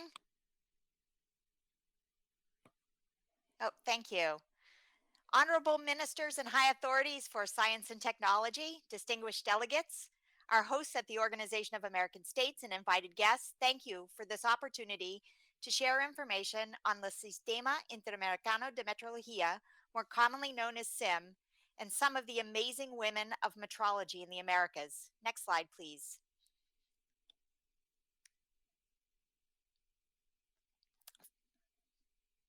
For those of you who don't know much about metrology, metrology is the science of measurements and everything from scientific discovery to ensuring stability and strength of building materials to the security of online financial transactions and GPS. All of those and many other daily activities we participate in rely on accurate and reliable measurements. Those of us who participate in SIM are responsible for ensuring that the measurements made in our nations are traceable to the international system of units. Measurement traceability enables trade and supports manufacturing by allowing products to be bought and sold globally. It saves money by allowing companies to use local measurement service providers who are internationally recognized. It protects people and provides accuracy in medical diagnosis and treatment, air quality measurements, and food safety. Measurement science provides the foundation for innovation in every industry and economic sector, from manufacturing to healthcare to defense. If you know how to measure something, you can design it, you can improve it, and you can compare it. At international, national, and local levels, there are efforts to enhance access for women to technology, to information, to science, education, and technical training, and to strengthen the position of women scientists, technologists, and of course, metrologists. And within SIM, we take that very seriously. Next slide, please. Since the recognition of the importance of a measurement and standards infrastructure at the 1994 Summit of the Americas, with support from the Organization of American States, the institutions responsible for measurements and measurement standards throughout the hemisphere have been working together to strengthen metrology capabilities and to contribute to national quality infrastructure through SIM. SIM became a legal entity headquartered in Uruguay in 2016 and now includes institutions in 33 countries in the Americas. Our formal membership is the National Metrology Institutes, who have the responsibility for developing, maintaining, and realizing national standards of measurement and providing traceability to the international system of units. National Metrology Institutes disseminate accurate and reliable measurements to their stakeholders, including government, academia, and industry. They assist local industry with measurement needs and advise governments and industry on measurement issues. SIM is the internationally recognized regional metrology organization for the Americas, one of 6 in the world, and plays a key role in international recognition of measurements made in each of our participating members, as well as those made by other regions of the world. Our mission is to promote and support an integrated measurement infrastructure in the Americas, which enables each member metrology institute to stimulate innovation, competitiveness, trade, consumer safety, and sustainable development by effectively participating in the international metrology community. SIM is divided into 5 subregions and includes 14 metrology working groups, including the newest, which is focused on metrology in support of the digital transformation, which has many measurement needs. In fact, we are very excited to share that with the support of the Inter-American Development Bank, SIM launched a new effort to develop metrology capabilities and services in support of the digital transformation, with an initial focus on health-related services. Next slide, please. I'd like to spend my remaining time celebrating the women who are actively engaged in SIM leadership roles as well as in technical activities in SIM. SIM has always had good representation by women in leadership and technical roles, but we continue to try to advance women in SIM through our training programs and recognition programs. This slide recognizes the women who are leaders in the SIM organization, and we thank their home organizations for their continued commitment and support to SIM, as well as to advancing women in metrology. The SIM Council has 11 members. 4 of us are women, including me, Sally Bruce, who is the Quality System Chair, Erica Caruth from Caramet, who represents the Trinidad and Tobago Bureau of Standards, and Georgette McDonald, who represents North America for the NRC in Canada. The SIM Executive Secretary, Claudia Santo, previously represented LATU, which is the Metrology Institute in Uruguay. She is now the Executive Secretary for the headquarters of SIM, which, as I mentioned, is in Uruguay. Of our technical working groups, SIM has 14 technical working groups, and there is leadership in 5 of them by women. And the SIM Quality System Task Force, which is responsible for recognizing and approving quality management systems and ensuring that our participants' quality management meets international standards, is predominated by women, as you can see from these photos. Next slide, please.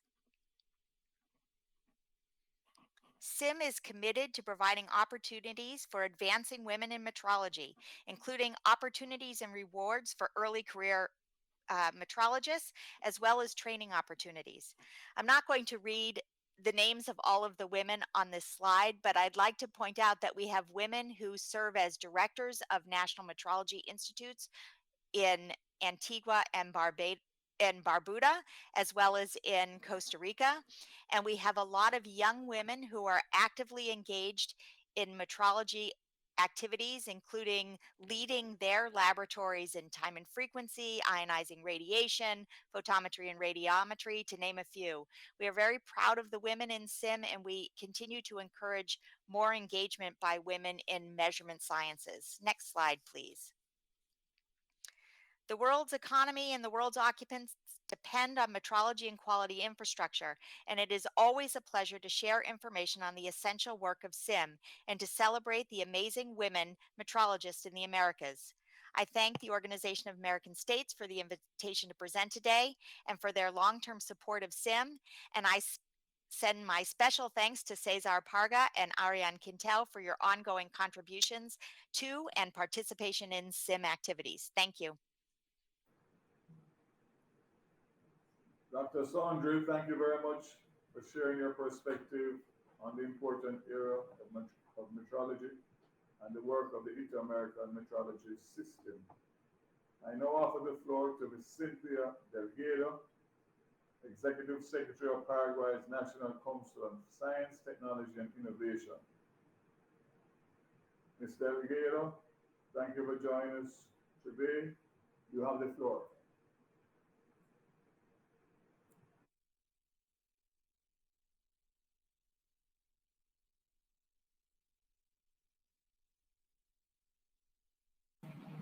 I don't see her on the list, Minister, requesting the floor.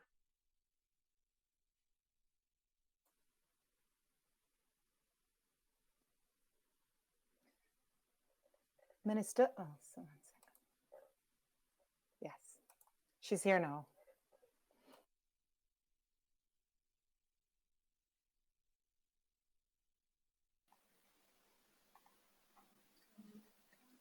Buenas tardes, buenos días, ¿cómo están? Les saluda Alejandra Samaniego, aquí del CONACYT. Me disculpo ya por el nombre de la ingeniera Cintia Delgado, quien tuvo un imprevisto aquí en la oficina y no va a poder estar compartiendo con todos ustedes este espacio, pero ya estamos muy agradecidos desde Paraguay, desde el CONACYT, a la OEA y bueno, también a todos los que están del otro lado escuchándonos. Voy a compartir nuestra presentación un momentito.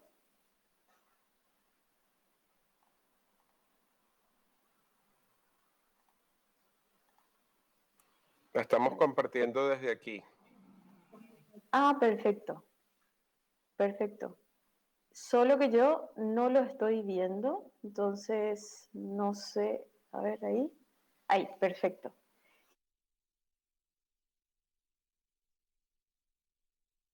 ¿Ahora sí la ve? Ahora sí, ya la veo. Bueno, muchas gracias. Como les decía, estamos aquí representando al Consejo Nacional de Ciencia y Tecnología de la República del Paraguay. Siguiente, por favor. Bueno, sobre nuestra institución, es importante destacar que nosotros tenemos dos roles importantes, es decir, relacionados con dos sistemas. Uno que es nuestro Sistema Nacional de Ciencia, Tecnología e Innovación y otro que es el Sistema Nacional de Calidad. Somos ente rector de las políticas relacionadas con estos dos sistemas. Estamos llevando adelante las políticas, los programas y proyectos asociados a cada uno de esos objetivos que tenemos como institución. Siguiente. Y en ese sentido es importante mencionar que nuestro país, aquí Paraguay, tiene un Plan Nacional de Desarrollo con metas que se han trazado al 2030.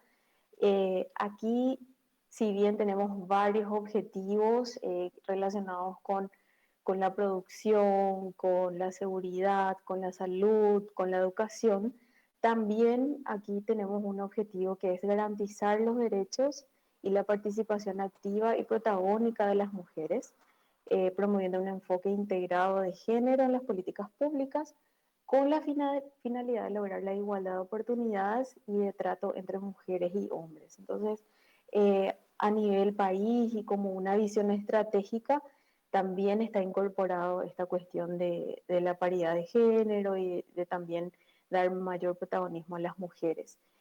Y con respecto a lo que hace el CONACYT, como les decía, tenemos la misión, tenemos dos sistemas, y para uno de ellos, que es el sistema de ciencia, tecnología e innovación, tenemos dos programas bastante relevantes que están siendo implementados actualmente.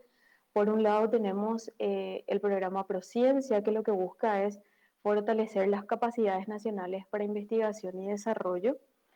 Y por otro lado tenemos el programa de innovación en empresas, donde buscamos aumentar la competitividad del país a través de la innovación en empresas. Entonces, son como nuestros dos desafíos importantes que tenemos aquí en el CONACYT y que son finalmente los instrumentos que nos permiten o que contribuyen de alguna manera a lograr los objetivos que tenemos como política y consecuentemente también apoyar a lo que es el Plan Nacional de Desarrollo del país. Siguiente.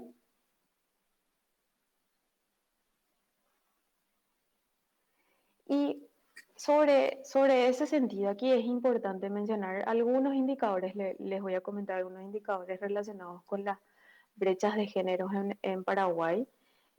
Como podrán ver, el Paraguay ocupa la penúltima posición a nivel regional en el índice global de brechas de género, lo cual evalúa 4 dimensiones. Tenemos criterios económicos, educativos, sanitarios y políticos.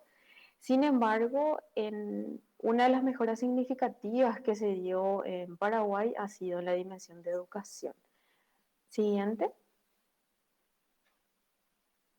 Y al respecto, aquí justamente hay un gráfico bastante relevante donde podemos ver por áreas de la ciencia la participación de las mujeres en este sistema educativo. En las áreas del conocimiento, a excepción de las ciencias agropecuarias y la ingeniería y la tecnología, en los últimos años se presenta un aumento en la participación de las mujeres. También fue un estudio que lo realizamos en el 2018, así que son datos un poco actualizados con relación a este indicador. Siguiente. Y sobre la paridad de género en investigadores. Aquí es importante mencionar que en el CONACYT tenemos un programa nacional de incentivo a los investigadores que se encuentra dentro de nuestro programa Prociencia que les comentaba al inicio. Este es un instrumento que busca fomentar la carrera del investigador en Paraguay. Lo que hacemos es categorizar a estos investigadores teniendo en cuenta su producción científica, y otorgamos incentivos económicos. Y sobre este instrumento en particular, aquí se puede observar que tenemos casi un porcentaje muy equitativo. Tenemos para el sexo masculino un 52% y para el femenino un 48%. Siguiente. Y también con relación a otro instrumento del programa Prociencia son los proyectos de investigación. Tenemos a la fecha más de 600 proyectos de investigación. Puedes ir a la siguiente diapositiva, por favor. Y aquí lo que podemos destacar es que estamos apoyando a las diversas áreas de la ciencia.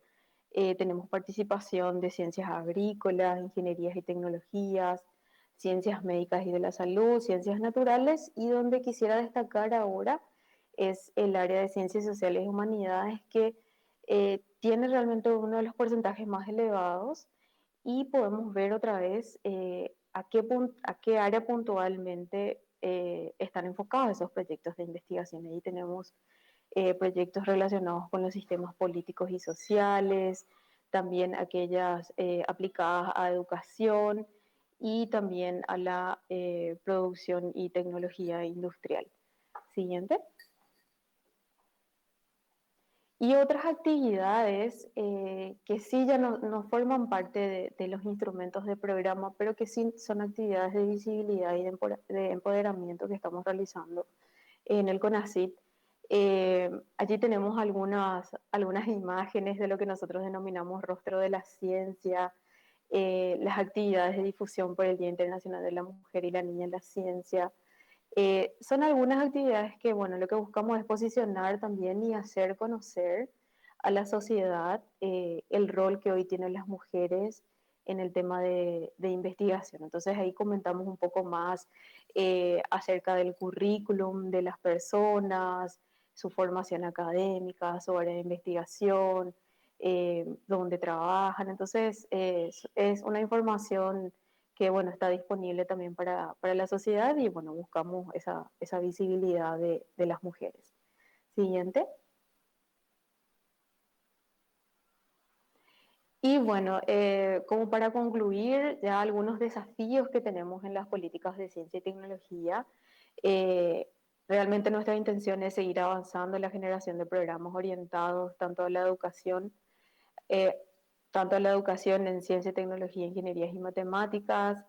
También algo importante aquí es incorporar indicadores de perspectiva de género. Es algo también bueno, estamos hoy en una etapa de diseño de convocatorias, estamos revisando guías de bases y condiciones de instrumentos, de cómo vamos a implementar cada una de las iniciativas públicas. Entonces, hoy tenemos ya ese compromiso de, bueno, incorporar datos, de solicitar datos y, bueno, empezar a relevar datos y generar informaciones relacionadas a la perspectiva de género. Y también mantener estos espacios que le comentaba en la diapositiva anterior, que sigan generando visibilidad y que, bueno, finalmente puedan fortalecer áreas de trabajo enfocadas en los grupos en situación de vulnerabilidad también. Así que, bueno, es algo breve, nada más comentarles algunas iniciativas que tenemos en el CONACYT, y bueno, agradezco el espacio y el tiempo.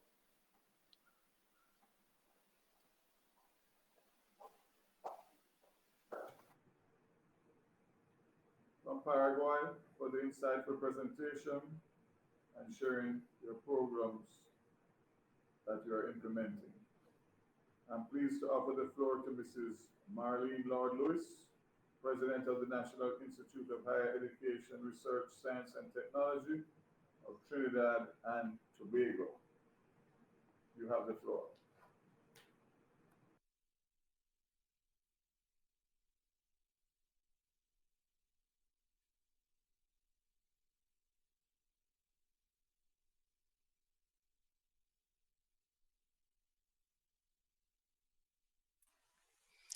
Good morning. Honorable Minister of Science and Technologies, host of the 6th meeting of Ministers and High Authorities of Science and Technology, distinguished delegates, invited guests. Good morning, and thank you for this opportunity to present at this meeting. At NEHUS this morning, our focus area is youth, improving skills and readiness for Industry 4.0. Our context is the World Economic Forum's outline of 8 critical characteristics in learning content and experiences that have been identified to define high quality learning in the fourth industrial revolution, Education 4.0. I just have my slides come up.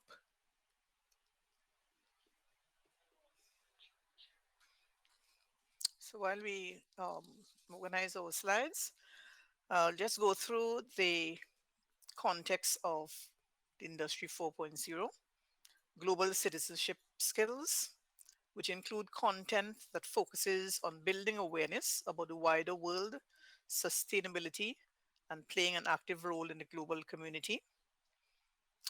Innovation and creativity skills, which include content that fosters skills required for innovation, including complex problem solving, analytical thinking, creativity, and system skills. Technology skills, which include content that is based on developing digital skills. Personalized and self-paced learning, which moves from a system where learning is standardized to one based on the diverse individual needs of each learner and flexible enough to enable each learner to progress at his or her own pace. Accessible and inclusive learning, moving from a system where learning is confined to those with access to school buildings to one in which everyone has access to learning and is therefore inclusive.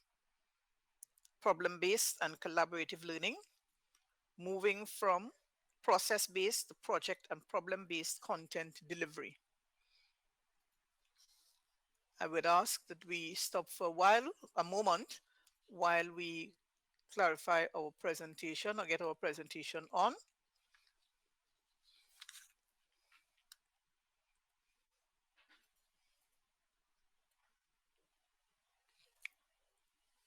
Ms. Lord Lewis, do we have your presentation or are you sharing from your end?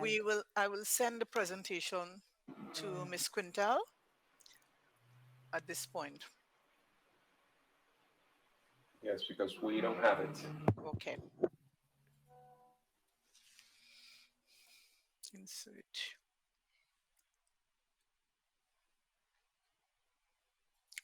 No. Let's see.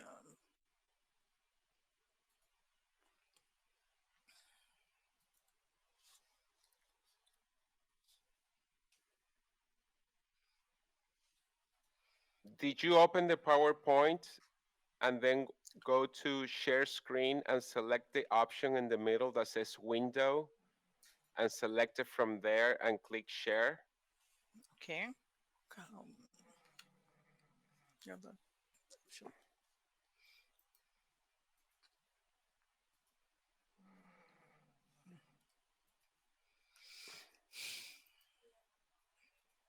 We don't have the, no.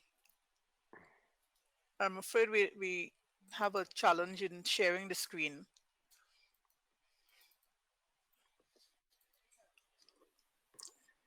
You have it? Miss Lord Lewis, perhaps you can Yes. just read your slides, work with your slides, Sure. and we'll just listen Sure. to the presentation. Thank you. Sure. Oh, hold on a minute.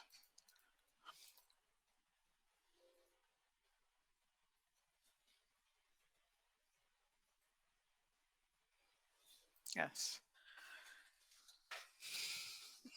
So I would continue. NEHA's contribution to improving skills and readiness for Industry 4.0 centers around 4 priorities: STEM education, educator training, exposing students to maker spaces, and international mindfulness. STEM education, according to the Future of Jobs Report 2018, the World Economic Forum executives desired employees with critical thinking and collaboration skills even more than those with tech skills. NEHA's STEM education program supports students to develop the skill set and mindset to do anything in their future rather than a particular something.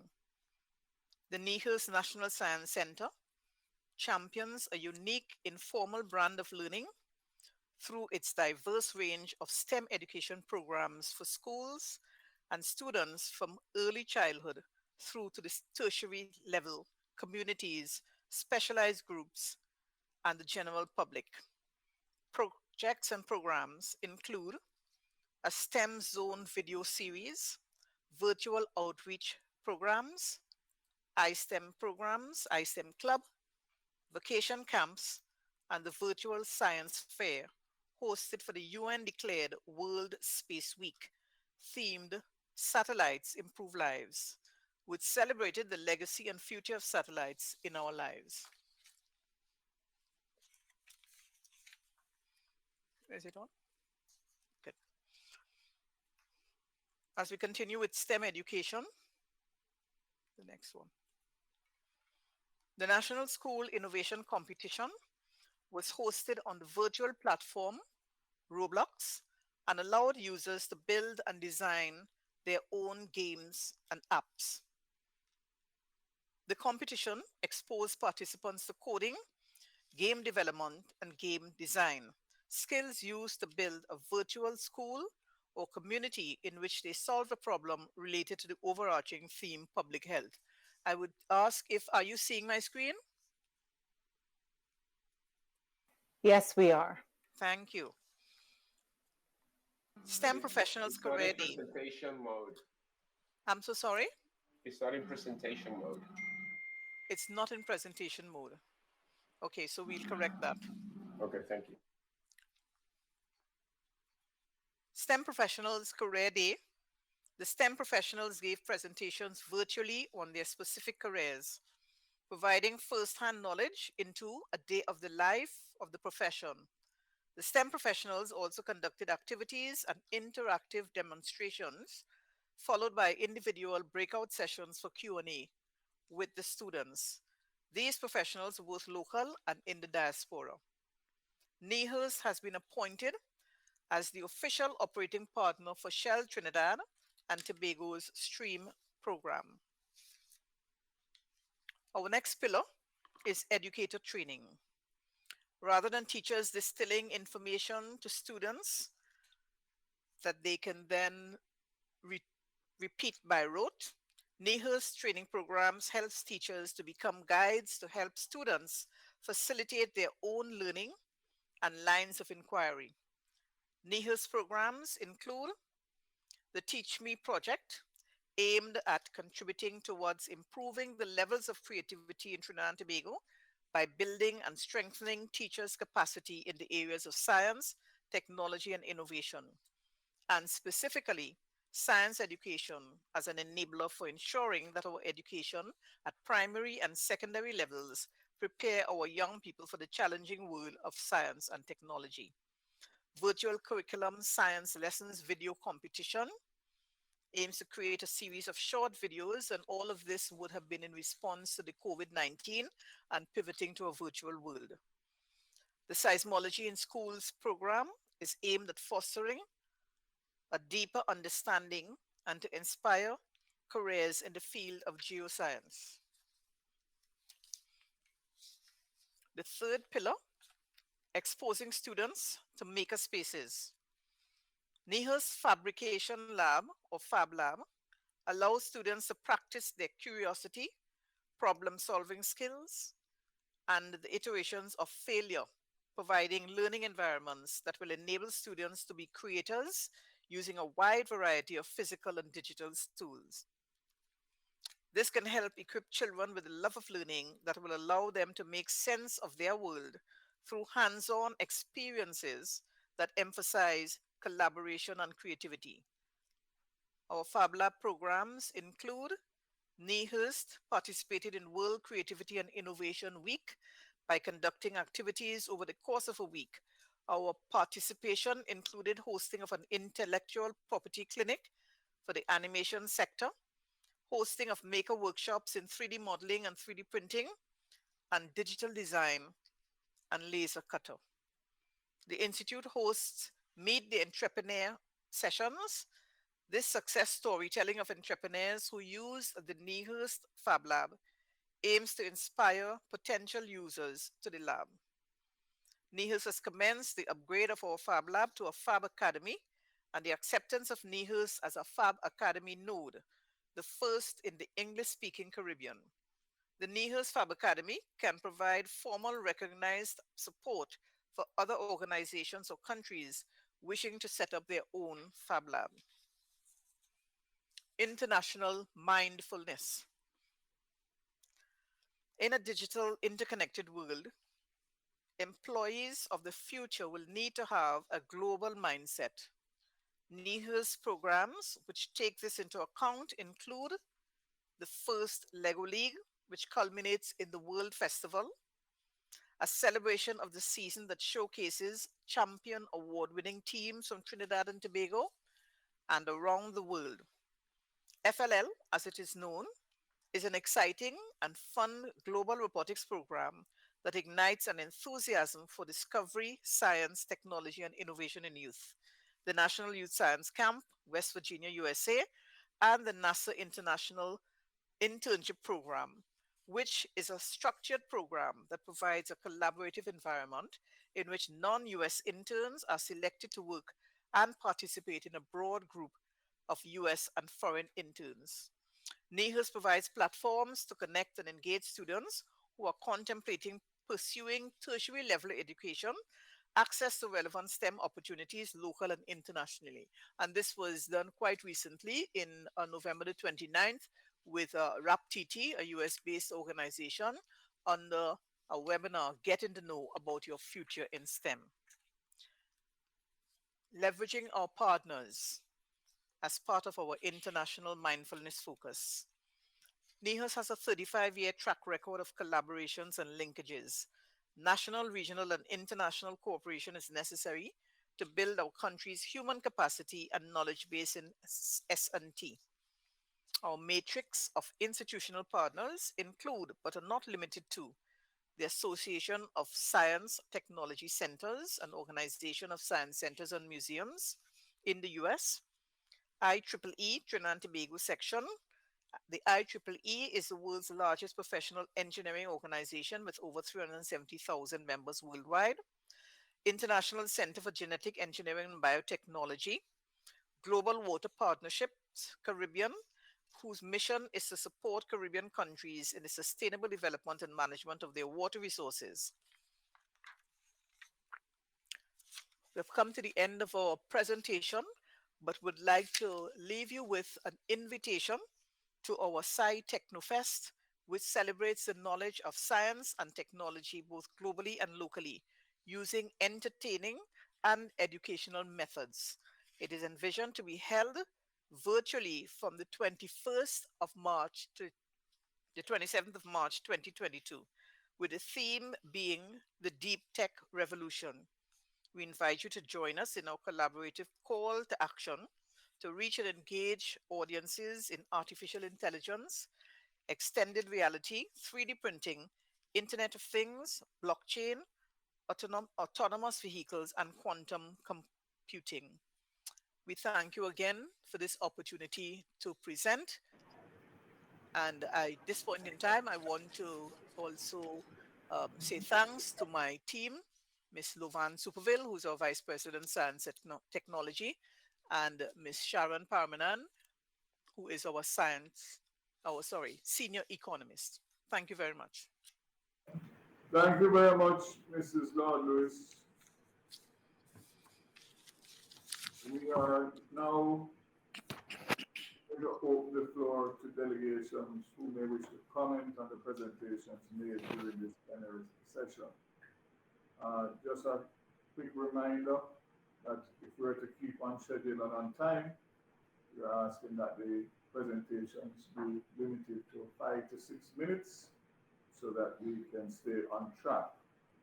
And I'm going to ask member states who may wish to comment on the presentations made so far for their interventions to be 3 minutes or less.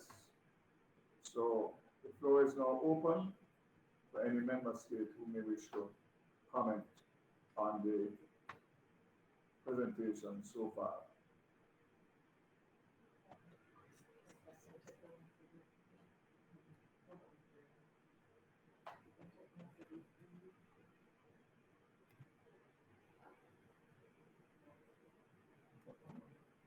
Nobody? Who is that? Who? Venezuela, I believe. Venezuela, you have the floor.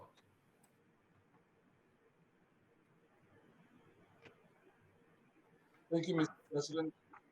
I would like to begin by congratulating you for your nomination.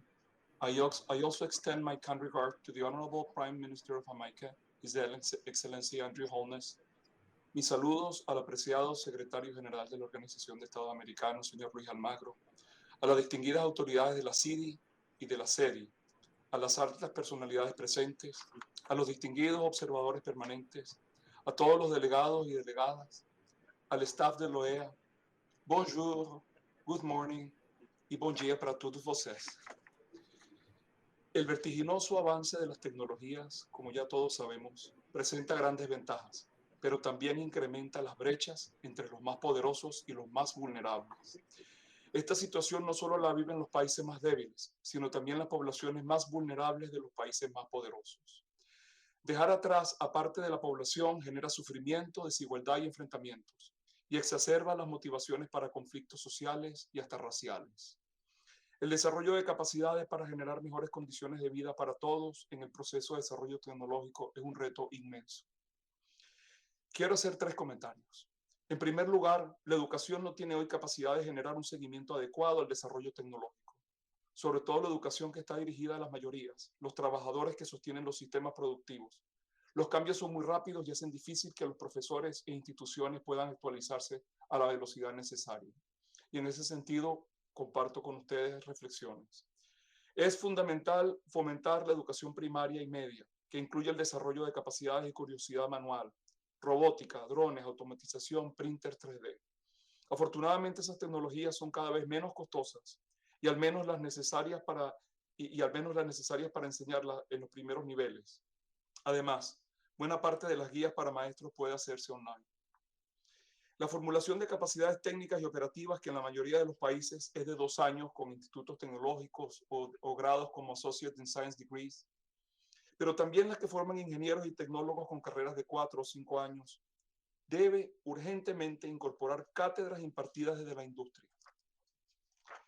Con urgencia, las instituciones educativas deben centrarse en las formaciones humanísticas, comunicacionales y sociales y en las ciencias básicas y aplicadas significativas en el área de formación y algunos proyectos de aplicación, pero deben dejar espacios para pasantías y cátedras que deben ser dictadas desde la industria. Las empresas de mayor desarrollo tecnológico tienen interés en difundir sus tecnologías y para ello estimulan el desarrollo de la demanda de sus productos, así como la oferta de los mismos y la prestación de servicios, para lo cual requieren de técnicos capacitados. Bootcamps. Es necesario crear numerosos bootcamps que permitan generar rápidamente capacidades para la aplicación de tecnologías. Las universidades e institutos tecnológicos pueden, en asociación con el sector productivo, definir áreas de capacitación rápida que generen empleos y permitan que los jóvenes de los sectores más deprimidos se inserten en el proceso continuo de aprendizaje y avance tecnológico. Eso también permite que personas puedan reciclarse y actualizarse. El foro de la OEA, con los importantes mecanismos que tiene para promover el avance de la educación y los vínculos de cooperación con industria de vanguardia, puede impulsar redes y centros de intercambio multinacionales para compartir los avances en educación y tecnología para todos. En segundo lugar, la movilidad estudiantil. Es fundamental que se facilite la movilidad de credenciales académicas entre nuestros países del continente, incluyendo el reconocimiento de los pensas de estudios, algunos programas y contenidos de materias. Las diferencias en calidades y costos de la educación lo hacen muy difícil, pero algunas cosas precisas se pueden lograr. Estandarizar materias comunes y algunos programas, generar mayores intercambios de profesores e instituciones. Esto, además de los programas de cooperación en investigación y convenios de intercambio. La experiencia europea es un gran camino a seguir, con mucho aprendizaje que darnos. Y en tercer lugar, quiero mencionar una iniciativa llamada Red de Universidades para el Interés Público, Public Interest Technology University Network. Esta es una de las iniciativas más avanzadas en temas de conocimiento, justicia social, ambiental y de lucha contra la desigualdad y la discriminación que he conseguido en los Estados Unidos. Esta iniciativa genera proyectos e intercambios entre universidades, comunidades, empresas y gobiernos locales.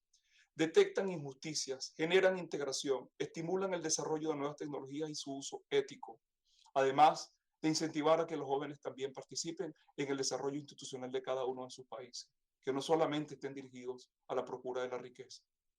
Esta hermosa iniciativa puede ser expandida para nuestra región y las personas que la han creado están dispuestas para ello. En fin, nuestro objetivo es el de contribuir a que, además de los fines políticos que la OEA impulsa, contribuir a programas que apunten a la integración, desarrollo económico y social y a la justicia para todos los habitantes de la región. Muchas gracias a todos. Thank you for having me. It's been a great opportunity.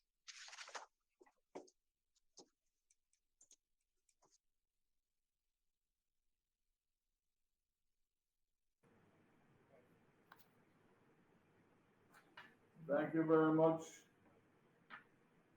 From Venezuela. Ministers, distinguished delegates, the COVID-19 pandemic and the ensuing acceleration of the digital and virtual economy has increased the need for OAS member states to address our skills gap and workforce readiness. Today we launched the OAS Youth Academy on Transformative Technologies for the Americas. The Academy will provide online training, dynamic learning, remote training labs, mentoring, and hands-on experience to equip youth with the necessary skills and internationally recognized credentials to operate in the jobs of the future and reap the benefits of the innovation-driven economy. Our goal is to train, certify, and expand job opportunities for 10,000 youth in transformative technologies by 2024. Transformative technologies such as augmented and virtual reality, artificial intelligence, robotics, and blockchain. Women and girls, rural and indigenous communities, and other underserved communities are our main priority. At the heart of this initiative are strategic partners such as Meta and Structura of Spain.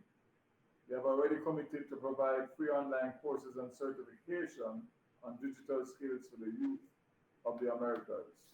I now invite you to watch a short demo of the OAS Youth Academy platform.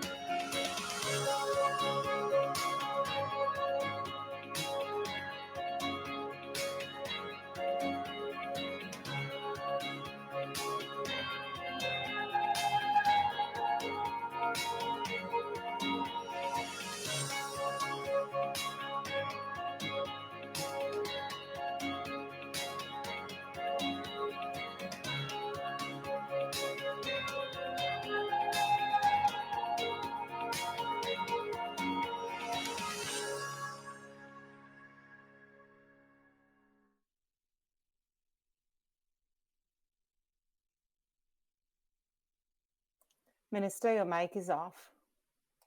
The OS Youth Academy reflects our commitment to adequately prepare our youth not only for the jobs of the future, but also for the jobs that are currently available in the market and for which there's a shortage of trained professionals. This is the case of augmented reality, for example. Next week, on December 15th, you're all invited to the launch of the Youth Academy's first program on augmented reality, to be offered in partnership with Meta for all youth from across the Americas, and as of January 2022. Secretary Osborne and her team will provide more information in the coming days. The Secretariat has indicated that we are in the process of mobilizing agreements with several partners, including IBM, the U.S. Space Foundation, Amazon Web Services, the George Washington University, all of whom have offered to partner on the Youth Academy at the last week's Ministerial and Cooperation and Partnership. I invite all member states, observer states, and strategic partners to join and support the Academy. I will now offer the floor for any comments from the delegation on the presentation.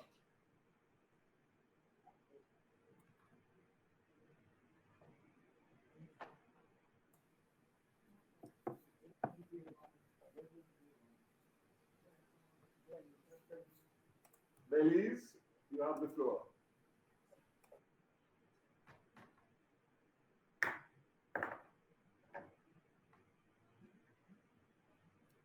Minister, your mic is off. Thank you. Thank you once again for reminding me about that.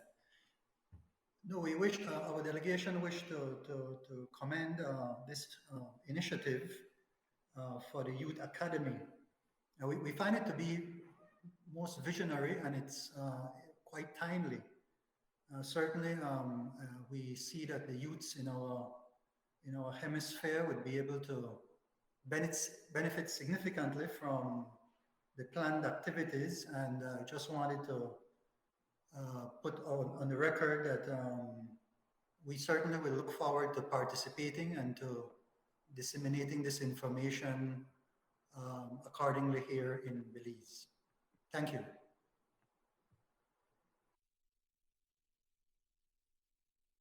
Salvador. Thank you very much. Salvador, you have the floor.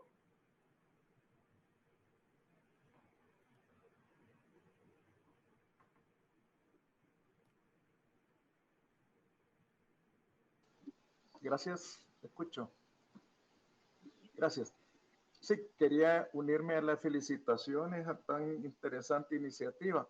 Más bien, el orden iba en el sentido de una pregunta: ¿cómo podríamos accesar a los beneficios de esta academia, tanto en la participación ya ahora en el lanzamiento de enero como en los próximos eventos? Definitivamente es un gran desafío que tenemos en estos temas, y lógicamente que representa una esperanza muy grande contar con esta academia. Felicitaciones por la iniciativa. Gracias.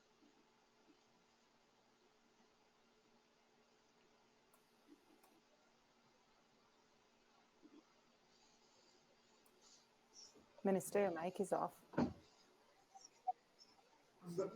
Secretary Osborne, you want to respond? Yes, Minister, we will next week, we are sending out invitations and information to member states today. And next week's first activity will provide information on registration. We'll invite the youth of the Americas to participate next week with information on registration. The course will run from January through June. We will have our first activity of the course the last week of January, and certification in June. So together with Meta Facebook, we will invite participants, young people of the Americas, to join us in the event on the 15th at 2 and 2:30 in English and Spanish. And registration information will be going out from the Secretariat to access the first course on augmented reality under the Youth Academy. Thank you, Chair.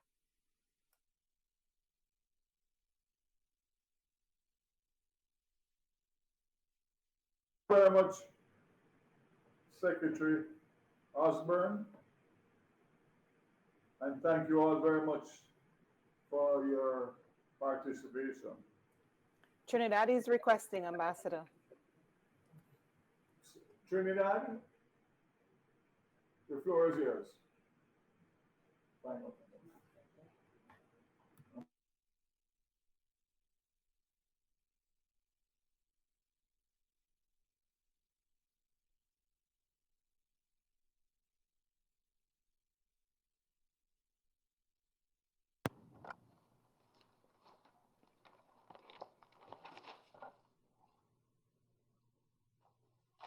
Good morning, Honorable Minister.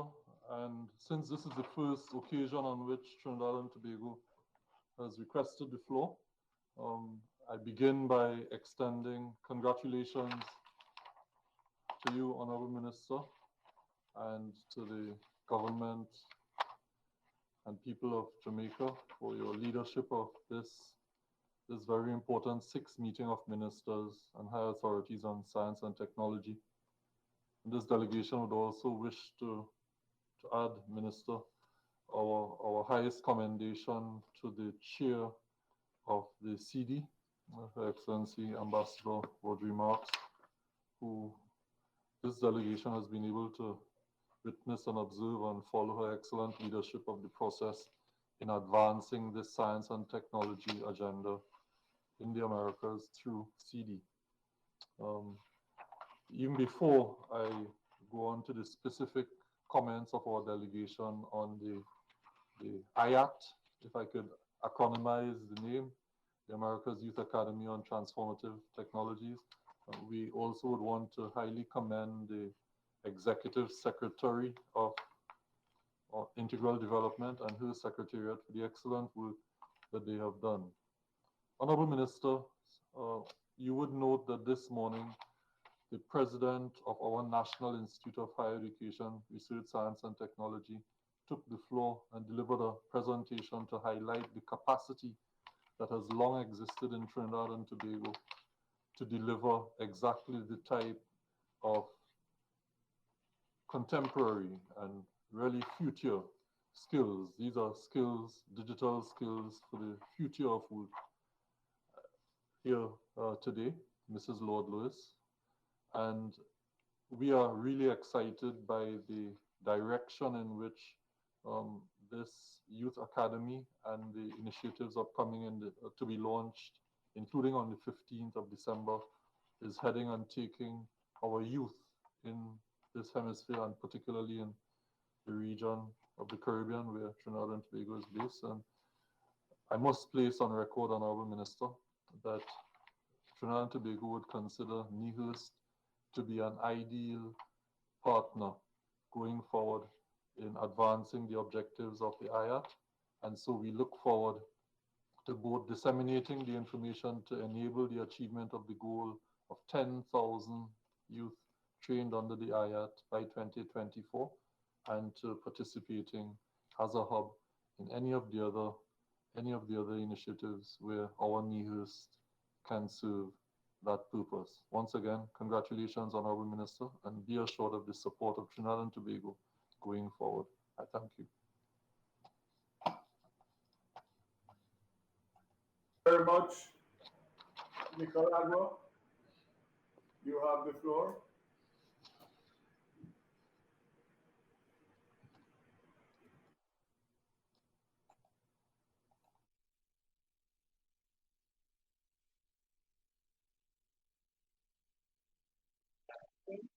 Buenos días a todos y todas, ministros, participantes de tan importante reunión.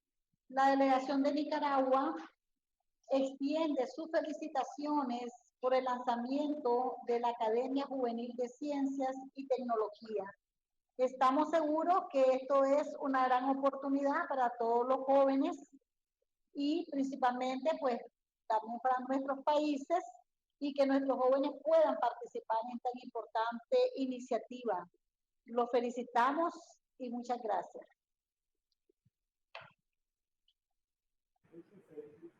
Thank you very much. Before I invite Costa Rica to take the floor, I would just consult with Secretary Osborne that we are now at 11:45 a.m. and we are doing well with time. So I would seek some guidance as to whether or not we could bring lunch an hour earlier in order for us to start that. Rather than at 2:15, at 1:15, and it would give the same time for the interpreters to obviously get their break, etc. So you can guide me after Costa Rica on that. Costa Rica, you have the floor. Please go ahead.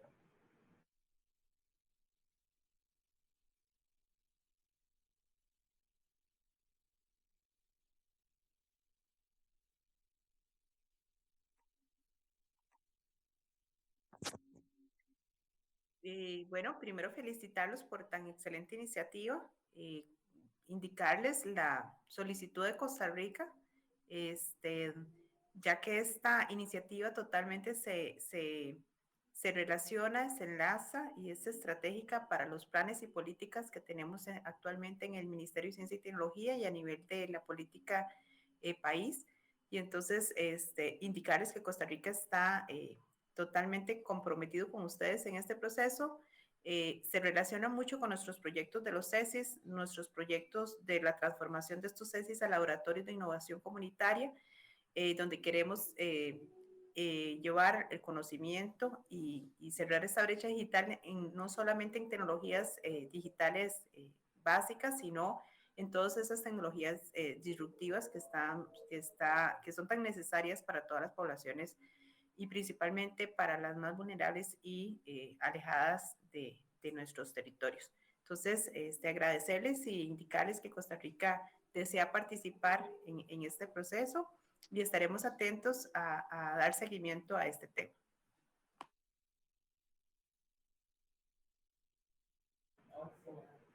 Thank you very much for that, Costa Rica. I think we have Dominica as well. Dominica, you have the floor.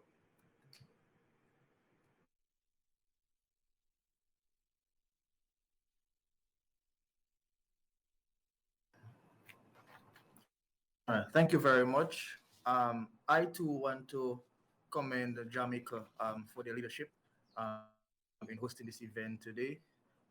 As we know, the COVID-19 pandemic has brought about, some emergencies of that sense, and we have no choice but to digitally transform our economies. So I'm really happy to be part of this forum. I believe that what we can take from this forum will be very important in tailoring a path in the future as it relates to science and technology. The Youth Academy, Dominica, we endorse that initiative. I think that is very, very important for the future advancement of our economies.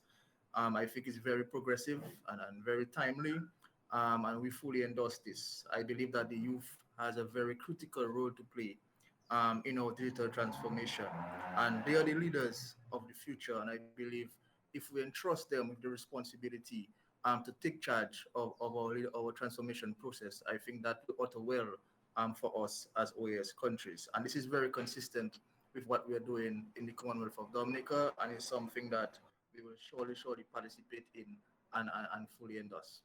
Thank you very much. Thank you very much, colleague Minister from Dominica. Secretary Osborne. Thank you, Minister. Minister, unfortunately, we don't have all the speakers for the meeting connected right now for this afternoon's interventions. So we would suggest having a longer lunch break and reconvening at 2:15 as was previously scheduled. Oh, we reconvene at 2, sorry, Minister, at 2, and then we'll ensure that speakers are ready for 2 o'clock. Okay, thank you very much. So before we break for lunch, just to advise, for technical reasons, the CUDA platform must be disconnected. There's a new CUDA link for the afternoon session. It has been provided to us by the Secretariat and can now be seen on the screen. I think we have done very well with time this morning. Congrats to everyone on that. And we'll see you at 2 o'clock for the afternoon session. Thank you and enjoy your lunch. Thank you.